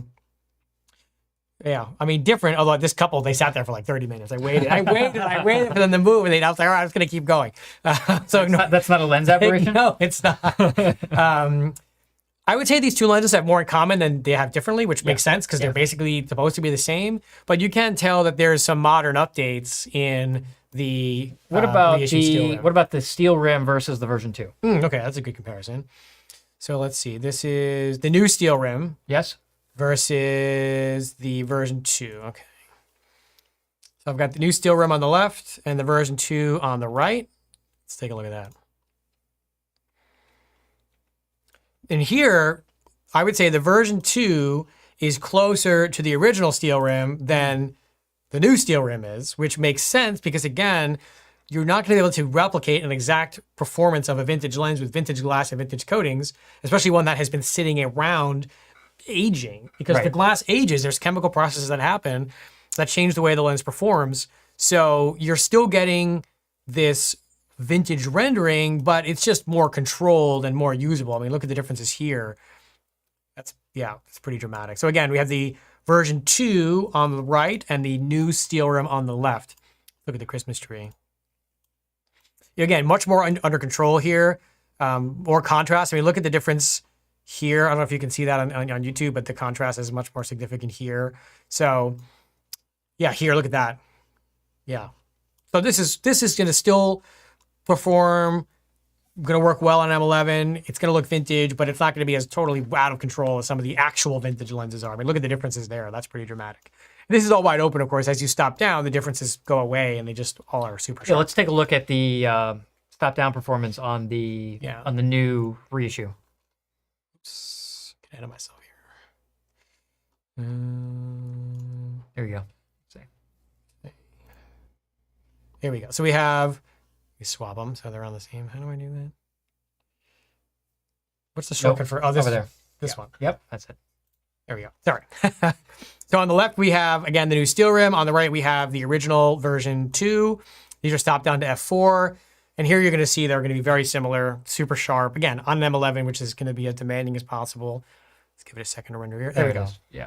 Very, very nice. Very similar. It's really impressive, actually. Gotcha. But you can see here that just things are just more under control with the new steel rim. I mean, look at the flare here versus lacking the flare, lacking the flare here. Yeah. Oh, for sure. 100%, David. 100%. I mean, you nailed it. It's you can do a lot, but you can't go back in time and get those chemicals again. No. Let me go to the Christmas tree here. Yeah. So I can make an argument for either, depending on your personal preference for rendering. I like them both. I think the steel rim, the fact that you can buy this new steel rim, the fact that you can get this kind of crazy vintage look in 2022 by buying a new lens is awesome. A lens that's 6-bit coated, a lens that has a warranty. Coatings that you can actually clean with a lens. Yeah, exactly. A lens you can actually use. Put a filter on it. And then the other, this is more Christmas lights, but again, just kind of showing this is the original steel rim. That's crazy. Yeah, I mean, look at the light. When you talk about the glow from the original steel rim, this is what we're talking about. Is like, look at the way this light fixture is just flaring out like crazy. You know, this is, if I go to the next one, that's what it actually looked like. This is stop down. This is an F4 with the steel rim as well. But wide open. I mean, look at the street lights here. I know there's some cars. Oops, there's some cars in the way. What happens when you go to, turn this to black and white real quick under quick develop? How do I do it here? Oh, maybe not there. Yeah, I don't ever do it in quick develop. Here, we can do it in... Yeah, just do it in develop. There we go. That's pretty cool. Yeah, so that's an interesting look. Yeah. You know, I think that black and white lends itself well to that really low contrast, kind of glowy look. Yeah, I would agree with that. So is this the true Bokeh King or no? No. Well, I mean... Okay, well, okay, you want to... Let's not get to that. Well, I mean, it's funny because Leica called it the true king of bokeh in their literature, which I thought was kind of amusing. Give me a second here. So I just need to check mine. So I have number 17 and number 13. Okay, so let's look at that. This is the new steel rim wide open on the left, and a Bokeh King, a real Bokeh King, Summicron, which I also included in my first test because somebody would ask. Shocking. On the right. But these lenses they're nothing like each other. I mean, the Bokeh King's performance wide open is very modern. The steel rim, current steel rim, the new one, performance wide Very open, is very not. vintage. Yeah. I mean, these there's nothing. It's not even comparable. There's nothing these lenses do that they have in common. So it depends on, I guess, what you want to call Bokeh King, but I like the way the Bokeh King performs. I like how modern it is while still having a very fast focus fall off, still having nice soft corners. Go to the Christmas tree. Yeah, I mean, it still, to me, looks pretty vintage. This is a little confusing because the light changed from red to traffic light. So ignore that. But no, I mean, it's still f2, so it's mathematically going to have more depth of field than an f1.4 lens. It's nice though. It looks great. The Bokeh King is still a phenomenally usable lens. Extreme. Look at this. Look at all the coma here, where none of it there. Very well controlled. Very small.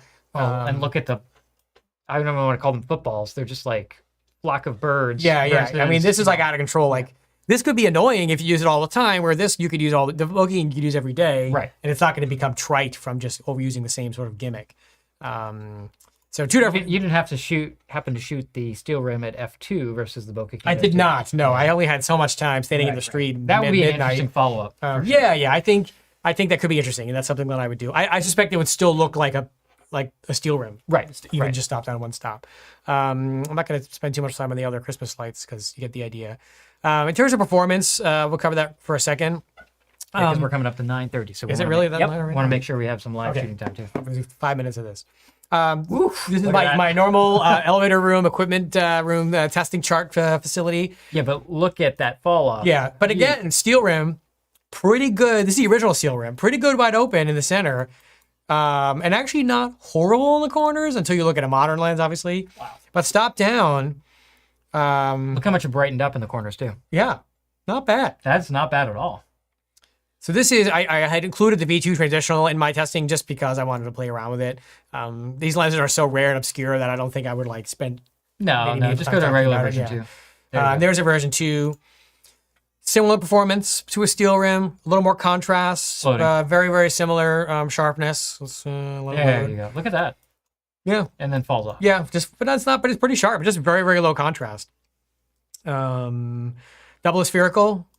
Let's see here. Now this is extremely modern performance in the center. And come on. I mean, that is FLE performance, which I'll show you in a second.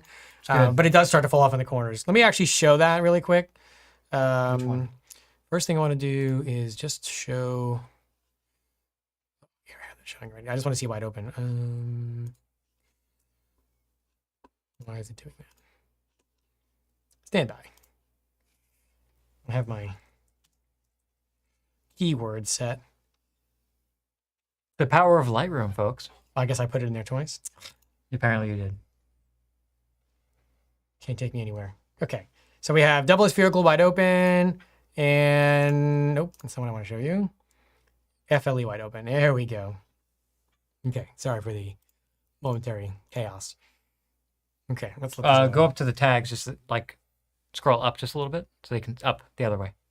Push the image up. There you go. Oh, yeah. So double spherical on the left, FLE on the right. Yeah, there we go. But look at that. Very, very, very close performance. 1990, 2010. Yeah. 30, 20 years? 20 years. Sorry, not 30. Not too shabby. But now we'll go to the corners and you'll start to see, okay, now the FLE is crushing it. So corner performance, no, not as good. But center performance, equal. I mean, that's mind-blowing. Again, on an M11 with a 60 megapixel sensor. Now, you shouldn't be buying a double spherical because you want it to replace an FLE. You should be buying it because it's totally unique and it's a great collector's piece. But I just wanted to demonstrate that FLE performance, which is a very super modern, fantastic lens, is pretty darn good. Let me just show lastly the steel rim, new versus the original, just so we can see how they compare. So on the left, we have the new steel rim. Well, I think you can read that. My super advanced post-it note system. It helps when you're doing a million lens tests and you're trying to remember what you did. Very, very, very similar. Slight contrast improvement on the new one, which makes sense if it has modern coatings. Corner performance is very, very similar. Again, slight contrast improvement. We're not going to be, winning any sharpness awards here. Very similar, but just the things you would expect from a modern lens. And because people are going to ask, how are we looking at FLE versus FLE II? Oh yeah, why not? We got to do that. We got to do that.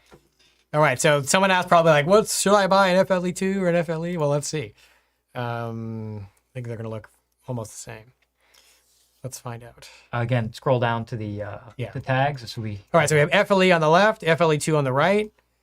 I mean, it looks slightly sharper to me, but the thing is, it's so close that I may have just slightly missed focus. how do the corners look? Very similar. Yeah. Very, very similar in the corners here. Look in the other corner. I mean, maybe the FLE II has a slight edge, but Barely. it's so close that it's within the margin of a human error. Whereas some of these lenses are like dramatically different, like you saw with some of the things I've shown. This difference is negligible. So let's ask the question and then answer it. Sure. And then I'll transition away from showing all this boring stuff. If you have an FLE, should you buy an FLE II, factoring out the fact that FLE IIs are very, very hard to get? Let's say they were readily in stock. You tell me what you think, and I'm gonna tell you what I think. Yeah. You can come back to us, Jose. Well. Well. Okay. So my follow-up question is. Yes. Okay.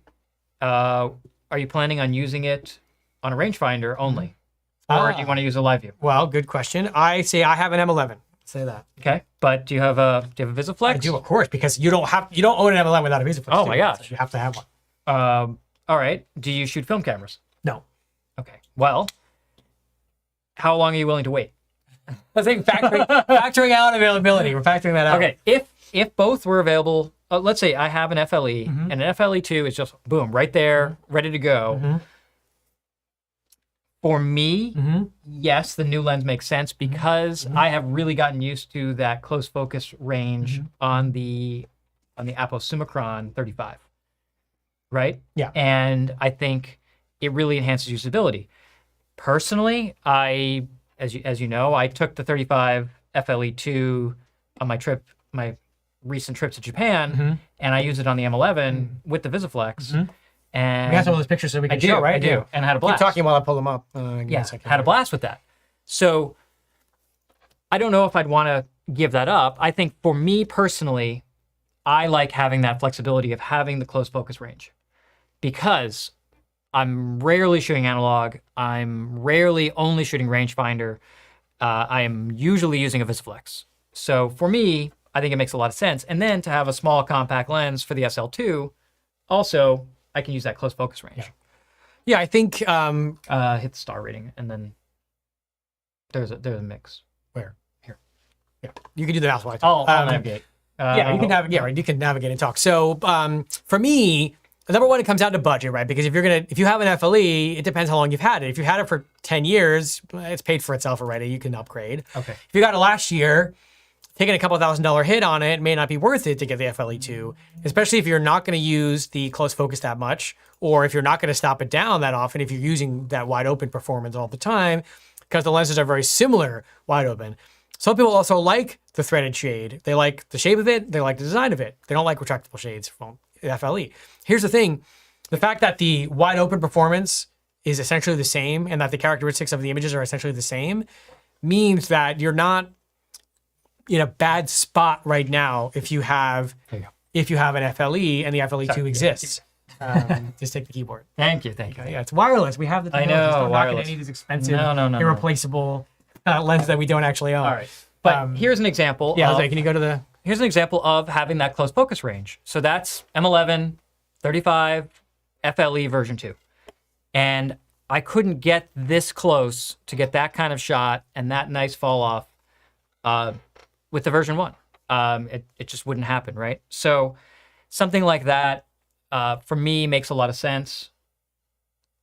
Or here, this is another example of, maximizing that close focus ability and having that creamy, smooth fall off, which I love. It's wide open, right? That's wide open. Yeah. Wide Really open nice. at close focus.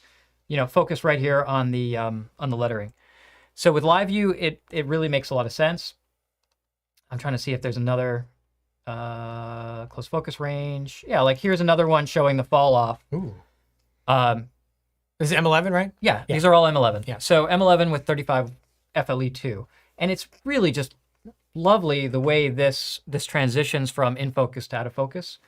And that's something where I can't get that close with the previous version. So I've become very accustomed to shooting this way with the 35 Apo. Let's see if there's any others that are. Yeah, and here's another one showing that nice fall off. So I think it just shows the lens is really smooth, even though those older lenses get that reputation of being king of bokeh and whatever.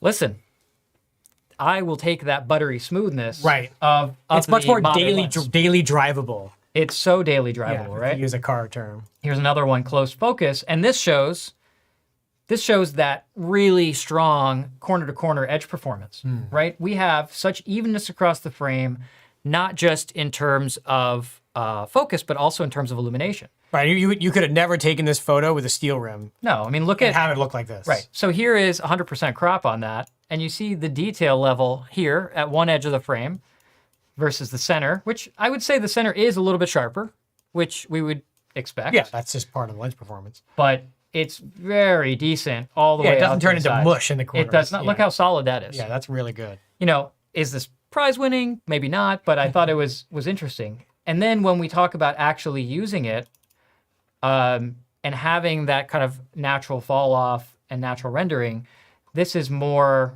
Hey, that's Peter. You know, that's stop down to try to get depth of field, and the way it resolves fine structures is, you know, what you would expect from a modern lens. David, are you using the VisiFlex for the regular stuff or the rangefinder? I am using the VisiFlex Okay. because I'm lame. Okay. And No, I like sharpness. Well, I think because you're interested in using the lens to its fullest potential, and using the VisiFlex allows you to see what the lens is doing in real time. Yes.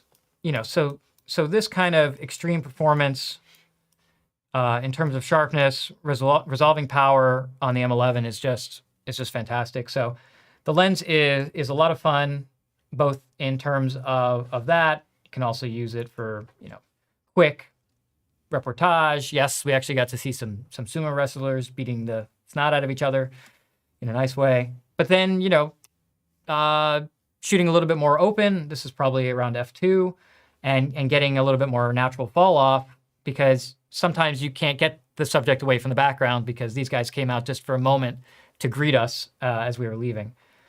Or separating a close subject from the background, or here separating subjects from their background, and then just regular shooting. So these are, here it's top down to try to get depth of field between the foreground and the background, but it's very pleasing. This one is top down, but Here we're taking advantage of those extra aperture blades here to get that really nice starburst pattern in the lights. yeah, if you actually zoom in, That's nice. there we go. So that's actually where that, like Josh is saying, those extra aperture blades kind of show off what they can do Like, there. see how like it's so round and smooth and perfect. Like if you had used a double spherical, it would have been a lot more amorphous and squishy shaped. Right. And, you know, modern performance in terms of color and pop, and just a great fit for the M11. We should do some live shooting. We're going to do some live shooting. We're running out of time. Yeah. I just want to show some other stuff with fall off. Let's see, or just here a little bit lower contrast scene, which I think is nice as well. You know, so the lens is very pretty. I don't like, here's an example of an image where I wouldn't consider this clinical. It's very natural in terms of the rendering, and yet when you look at the details and we zoom in, you know, it's extremely sharp down to the last leaf, but it's not harsh in any way. Just a really lovely lens, and I think that's why.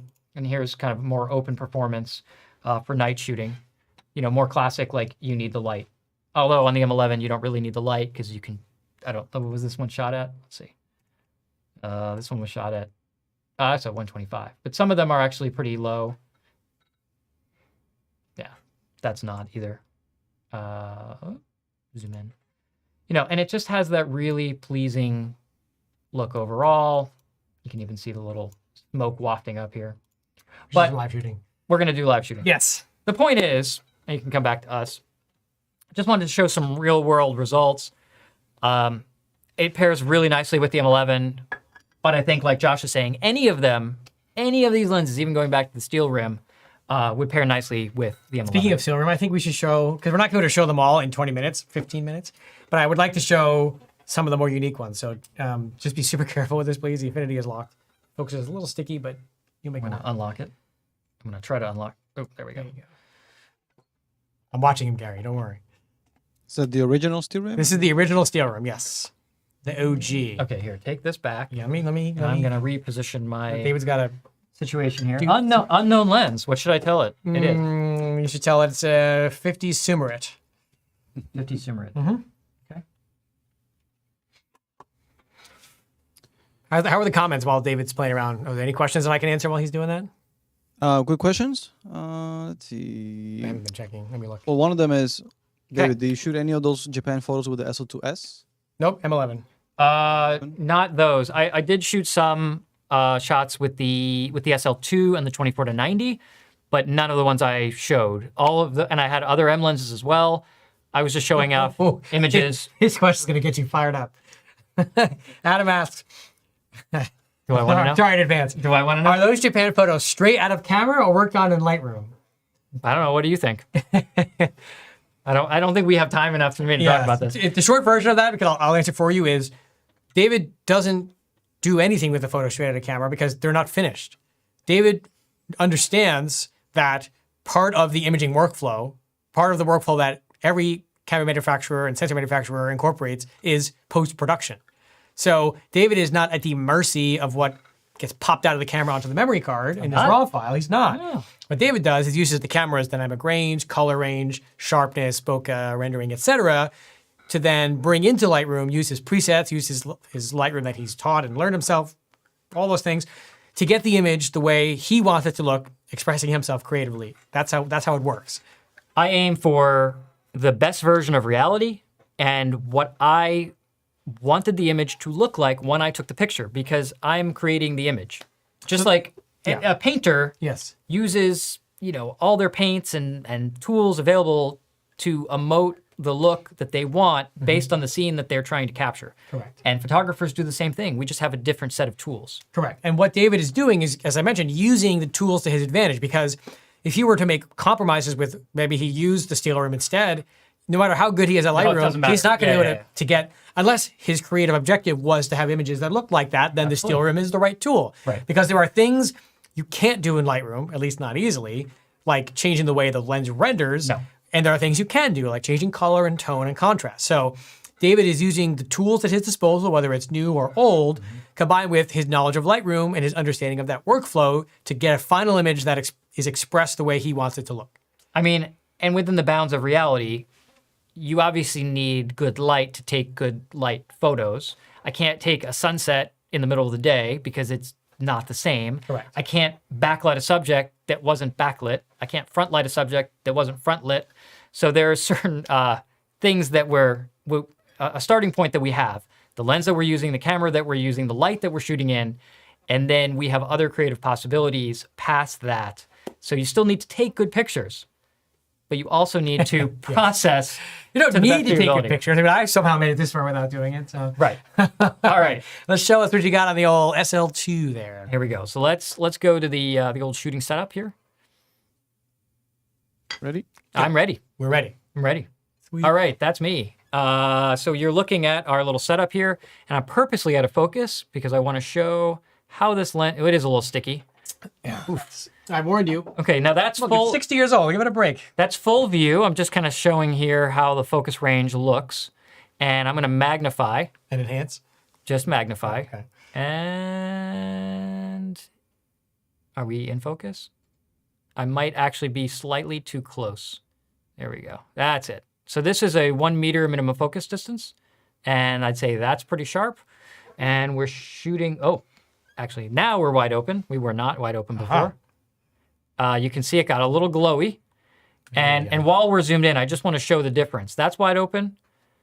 And as we stop down, you'll notice the camera is actually adjusting in terms, it's aperture priority, so it is actually adjusting for light. But notice the increase in contrast.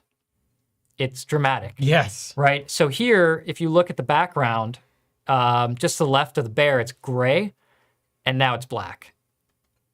And that's not because the background's gray. The background is black. Yeah. But the contrast is so low. Let's take a photograph and see what we get.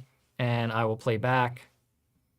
And it's like... It's so low contrast. Artsy. ethereal. I mean, Look at the flowers. Go back. Go up. well, I'm gonna go down to Okay. yeah. You can see the crayons are all hazy, and I mean, but this is definitely a look, right? Wow, and you can see the bokeh balls up here of our lights. They're not quite as crazy as yours because I think they're not also as bright. Yeah, they're smaller and closer. Right. But they're still, it's very distinct. Can you go to I'm the... gonna stop down. Okay. So let's go to F4, and I'm gonna magnify again and dial in focus because it does have a little bit of shift. He has to refocus slightly because there's a little bit of focus shifting between 1.4 and F4. It definitely was a shift. And there we go. Let's play back. Now we have really strong performance. Oh yeah, look at that. The bear, there's plenty of texture in the bow tie, the ornament there. The crayons mean, are just they're a lot closer to the frame. Yeah, That's why they're not quite in focus. Yeah. But look at the flowers now, cohesive, and we have roundish bokeh. So that's not bad. All right. So what do you want to see now?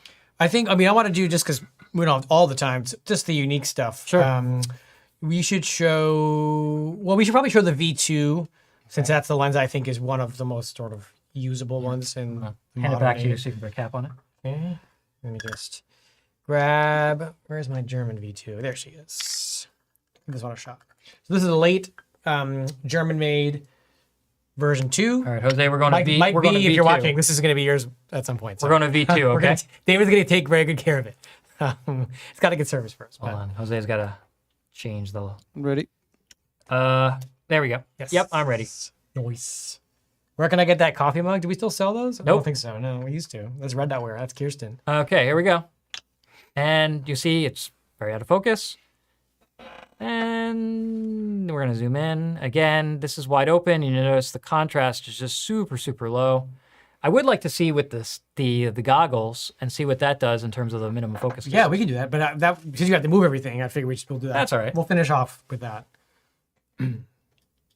And yeah, it's Very similar to the steel rim. I mean, again, they're the same optical design. Just you have to see them side by side. Well, I guess you have.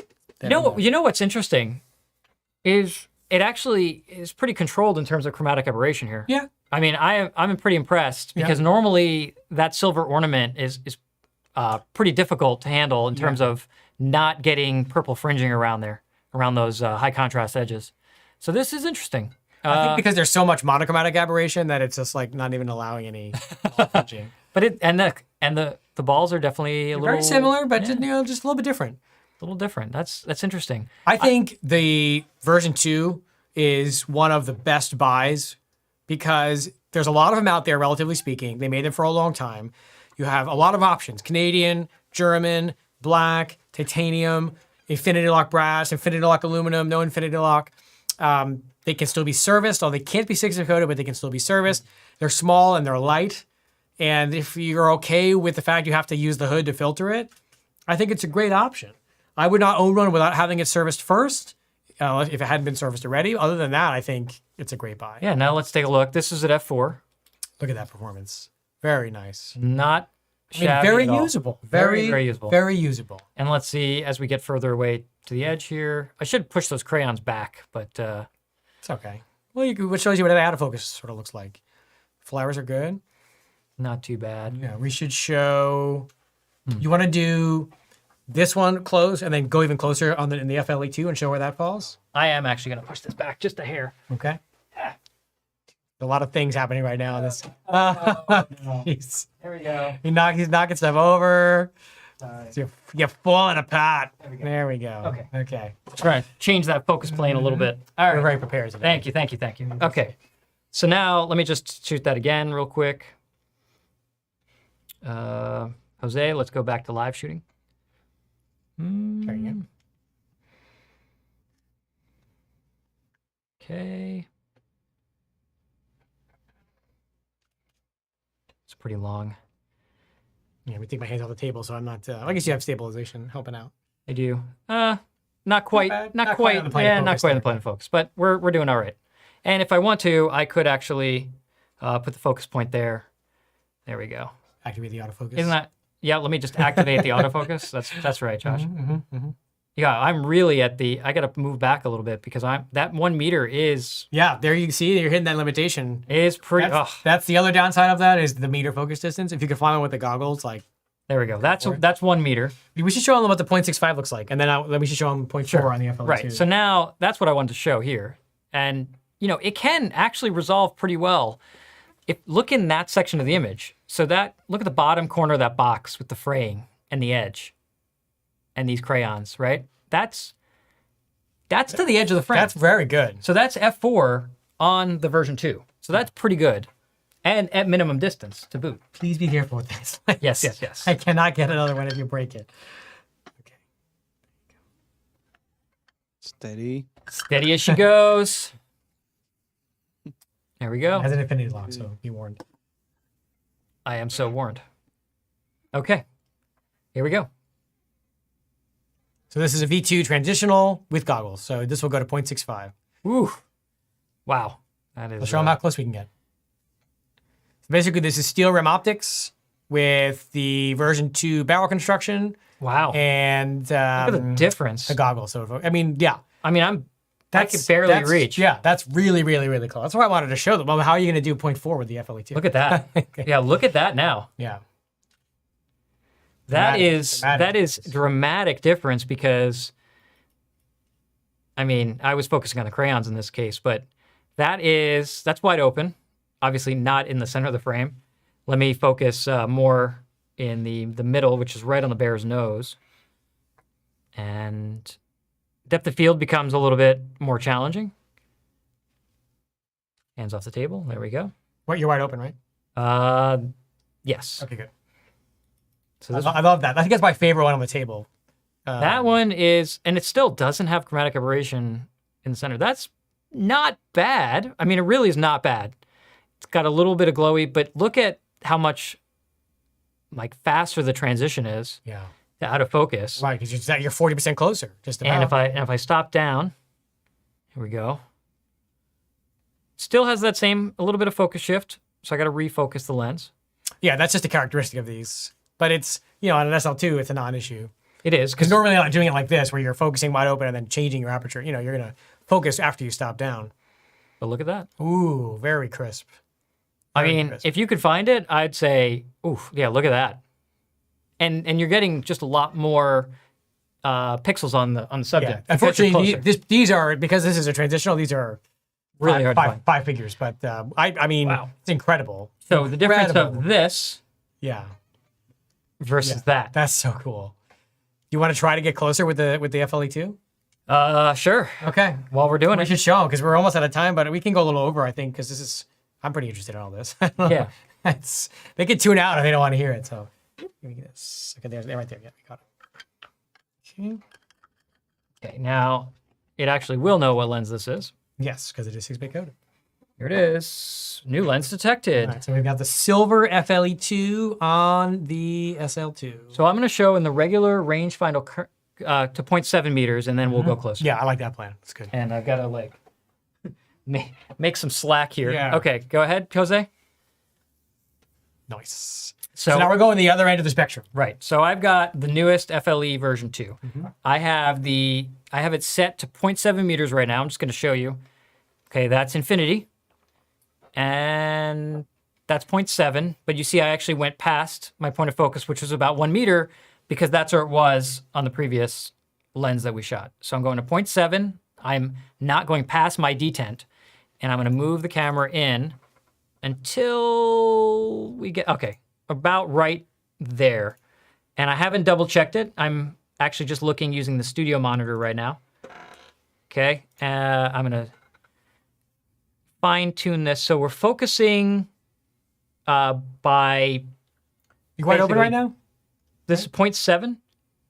Look, I mean, you're wide open though, right? Yeah, of course I'm I mean, that performance is bananas. So that's So that's sharp. 0.7 meters.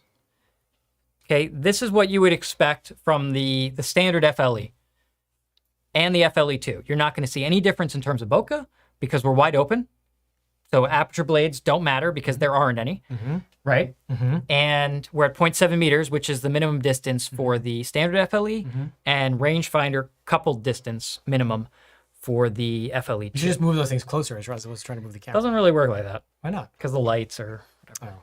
So that's I would say a noticeable amount sharper than the Yeah. other one. And then look at the bokeh, It's perfect. perfectly round. And not crazy ghosting and coma and bananas and nothing. That's just like smooth, crisp, You know, Under it gets control. a little bit off, a little bit. a little bit, but it's still pretty round. You're and wide open controlled. at 0.7 meters. I mean, that's very Yeah. impressive. And then let's look. Our flowers aren't glowing. It's just a smooth fall off from the point of focus over the top to where it's out of focus. And yeah, looks pretty good. I mean, we're not going to carry focus because it's out of the separate Right. plane. This is just depth of field. That's all, or lack thereof. Yep. And if I shoot the same thing, stop down, so our F2, 2.8, 4, and there shouldn't be any difference in focus. No, there's no focus shift. No. So that's still at 0.7. Got to move back just a hair and then, so that's F4. I don't know why we're even necessarily bothering to look at this because it's just going to be, Mind-blowingly sharp. yeah, look at the detail on the top of the ornament now. And that's information we just didn't see before. Yeah. Right? So, or look at the thread count now. Right? You can actually see.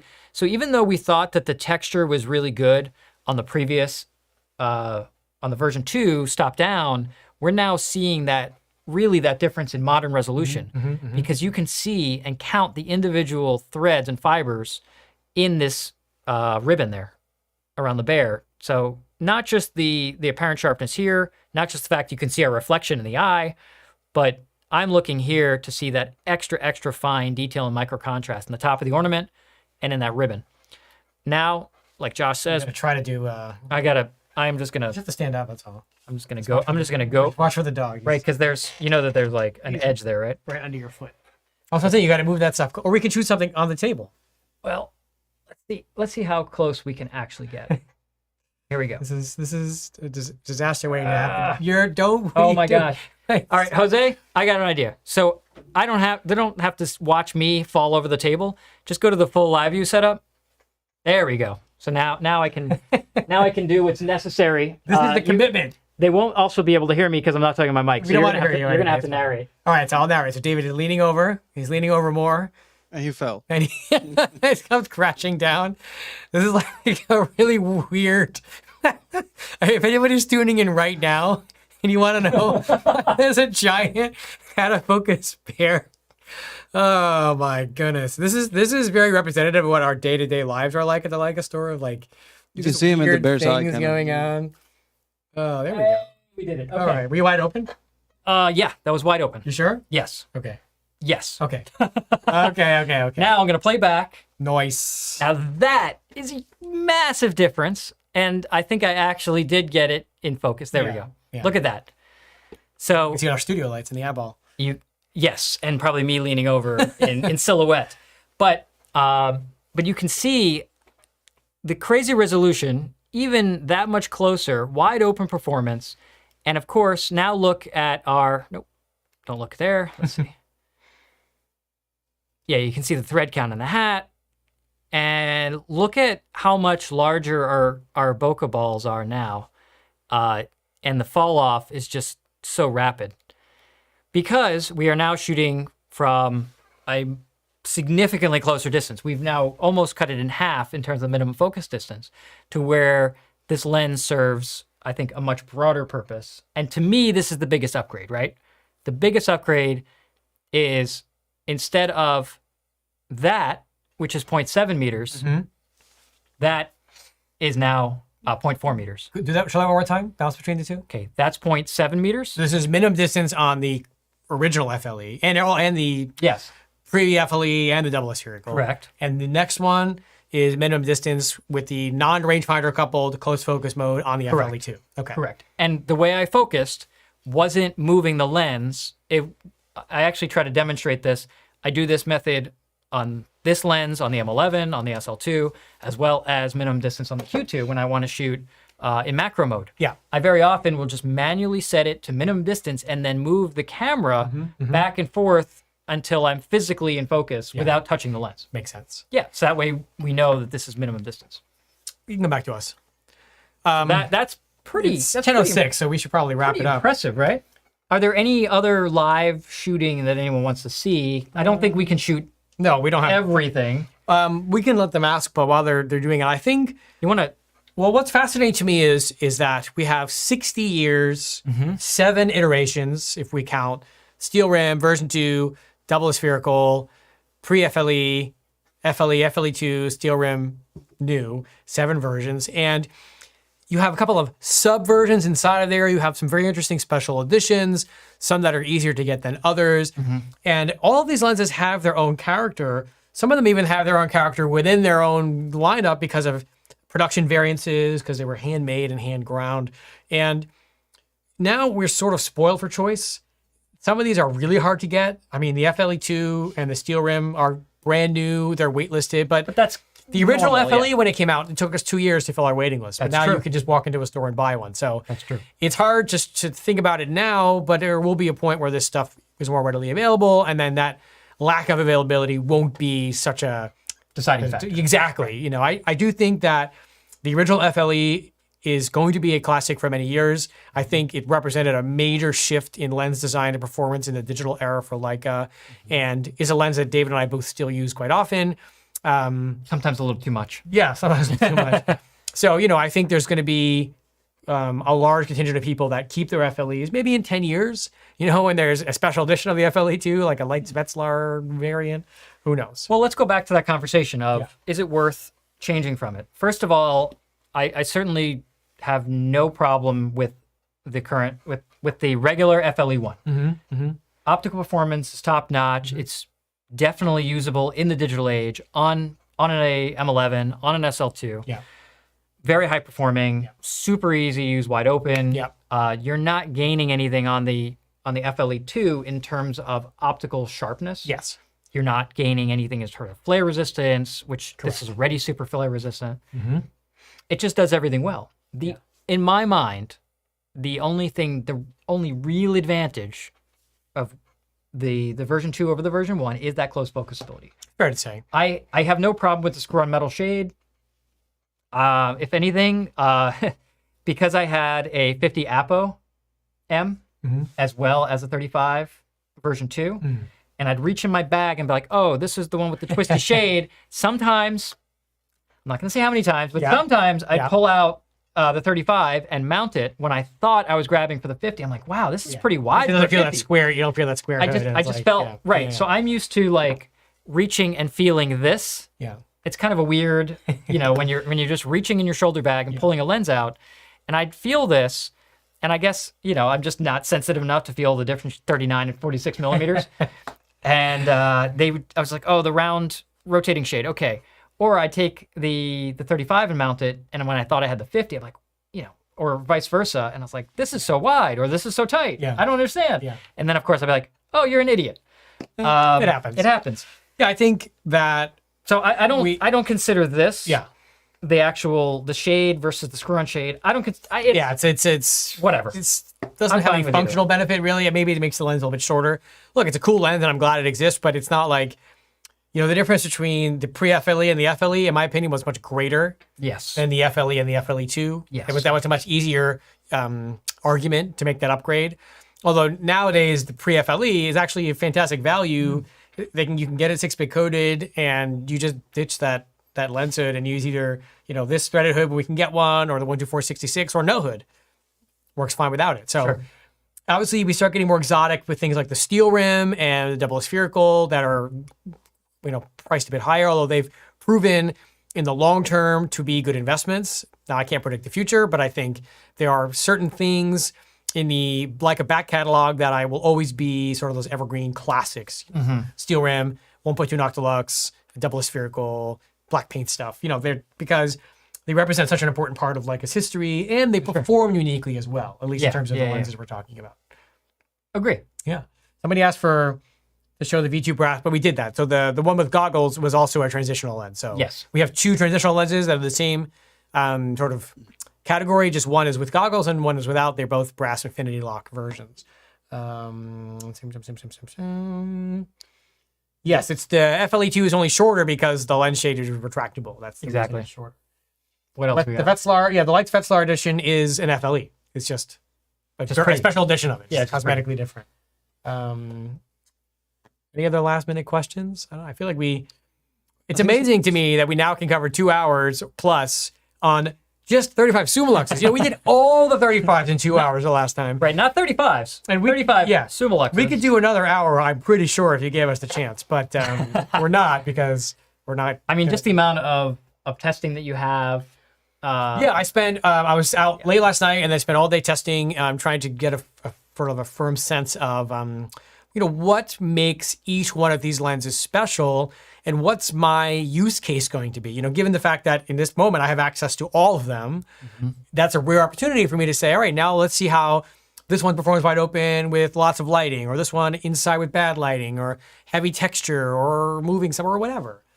The last thing I'll mention too, one of the things that I always am reminded of when I'm doing this testing is how important ergonomics and handling is in making a lens choice, especially a lens you're going to use a lot.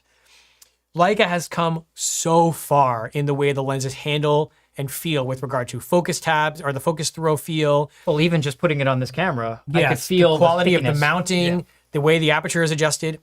It can be a little frustrating sometimes to go to a vintage lens if you're used to a modern lens in terms of that aspect of it, if you're not used to it. So do keep that in mind as you're exploring the vast back catalog of Leica products. Is for better or for worse, they've come a long way, and some of those other lenses are going to be a little bit more fiddly. You get used to it if you use it enough, but it is one of the benefits of a modern lens. It's just, you take it out of the box, it's smooth, and It's like driving a vintage car versus a modern car, right? Yeah. So, using some of these older ones is fun, but I certainly would not want to make a steel rim, value aside, my daily lens, because it's just a little fiddly and the hood isn't great.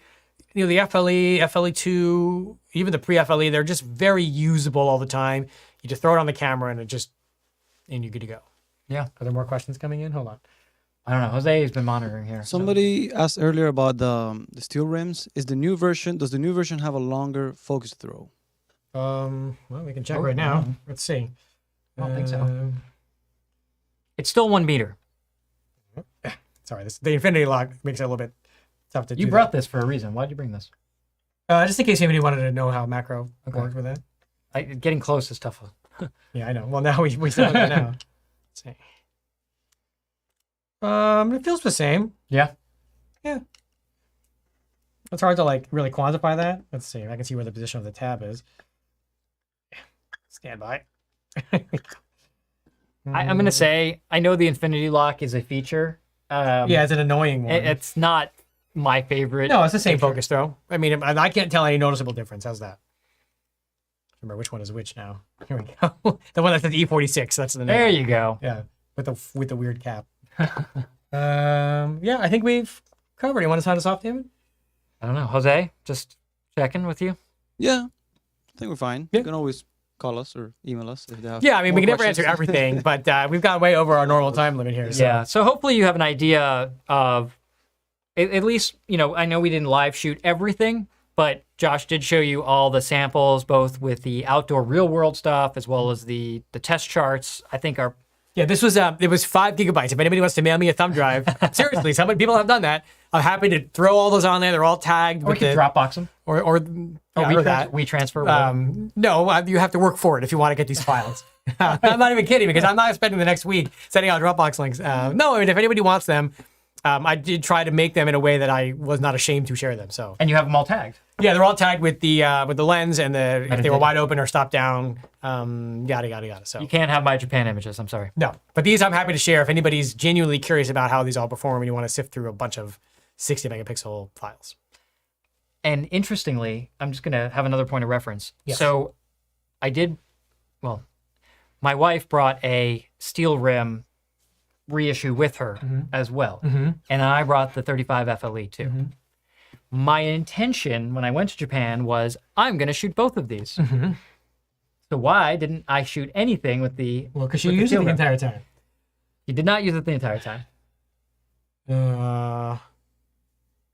Because ultimately, we were talking about tools and what. Oh, I see. I see where you're going. Yes, I think you felt that as you were continuing to work and looking at what you had available to you, the steel rim issue was not the right tool for the job. It wasn't the right tool for the place that I was shooting in. Yeah. Especially for the images that I wanted to create. If I was looking to have a more painterly, ethereal feel, then I would have gone for that as a tool or paintbrush or whatever you want to call it. Yeah. But for me, I was looking for optimal quality to match up with my 50 Apo and my 18 Super Elmar and my 24 Elmar. Yeah. Right? I brought all these very high performing lenses. Did you bring any lenses that are in stock or available? 50 Apo? No, not right now. 90 Cinerite? Jeez, you're killing me. So just so you know, yeah, a lot of people are like, oh, you only, shoot this new stuff. I was like, hold on a second. Out of the lenses that I brought, they're all discontinued. 3 out of the 5 lenses that I shot with are discontinued. Yeah, which is that's no better. They're just still impossible to get. Right. And And we have a used 18 now though. do we? You should get an 18. I know it's not an 18 show, but 18 is amazing. We have 50 apples too. We have 50 Apos as well. No, Yeah. new? Yeah. Really? Yes. Oh, You live and learn. yeah, there you go. Maybe All right. maybe when I was away, I came in. All right. So anyway, my point is to kind of hammer on Josh's point is there's no one right anything. You have a lot of variety to choose from, and this is all. The other thing is all of this is completely 100% compatible with this M11. or this. Yeah, Or, SL2. sorry. Or this. Careful there. It was off. Or this, right? With an M adapter. So I think more than any other system, the M lenses are evergreen. I mean, they just allow Timeless. so much choice in terms of creative possibilities of how you want to work with your photography and what's important for you. If you're looking for creating a vintage magical look, you have these available, maybe not some not as readily as others, but they're available. Yeah. And they've been made for 30 years. Yep. And then we have modern iterations of, let's say, 3 generations of modern lenses that are high performing. So really the choice is yours. And I think as Josh would say, there are some really good values kind of hidden in here as well, whether that's a late model version 2 or a pre-FLE Or ASPH. FLEs are starting to become good deals too. So Or FLE 1. Yeah. And if you don't need that close focus range and that's not important to your photography, you can save a little bit and you can get it now. Yeah. Rather than waiting for. Before we end the show, I just want to do a couple thank yous. Number one, again, thank you to everybody that loaned us equipment. Gary and Rod and Michelle and Jeff and David. And I think that's everyone. We are grateful for that. I also should thank the fine folks at Leica USA who hosted us this week. Yeah, No, that was 3 days ago. 3 days. Can't keep track. Gave us an incredible tour of their new facility in New Jersey. We got to meet a lot of people that we know and some new people, and it was really fun. And we made a lot of good connections, and we're grateful for their hospitality. So Very, if anyone, very impressed with the service facility. it's amazing. So if anyone from Leica is watching, thank you again. We had a lot of fun with you guys. And if anyone wants to check it out for themselves, Leica USA is actually going to be hosting and providing tours of the service center and all that stuff with the spring shoot for LSI, the Leica Society International. So make sure to check that out. I think that's happening in April? April. I mean, don't hold me to that. Hopefully we'll be there. Yeah, we should be there, and would love to see you guys there. This will be an interesting one because the hotel, there's a nice hotel we stayed at. It's directly Right there. attached. You don't even have to go outside. You can walk right across the lobby and tour Leica USA's new offices and new repair facilities. So it's pretty cool. Yeah. So thank you everyone who loaned us gear. Thank you everybody at Leica for taking such good care of us. I just wanted to throw that out there before we sign for off. sure. So now sign us off. We're done. All right. We're done. We did it. Thank you so much for all those people, and thank you for watching and sticking with us. Hopefully you find this interesting, educational, and enlightening in some manner. We certainly had a blast just getting a hold of all of these lenses and putting them together in one place, probably for the only time ever. It's so cool. I love doing that. And big thanks to Josh for getting out and doing hours and hours of shooting. I got to walk around and have fun, like shooting in real pictures in Japan, and he had to like take I had a good time. pictures of. I enjoy doing nerdy stuff like that. Yeah, for sure. It's all good. So anyway, we'll be back Sometime. with an exciting episode of Red Dot Forum Camera Talk sometime in the near future. Thanks to Jose as always. I'm so glad you could hear him today. Yes. Yes. Yes. And yeah. And holidays. if we don't see you, have a happy holidays and look New forward to a happy new year. And we will see you soon. Thanks a lot, guys. Good night, Good night, guys. everyone. Good night.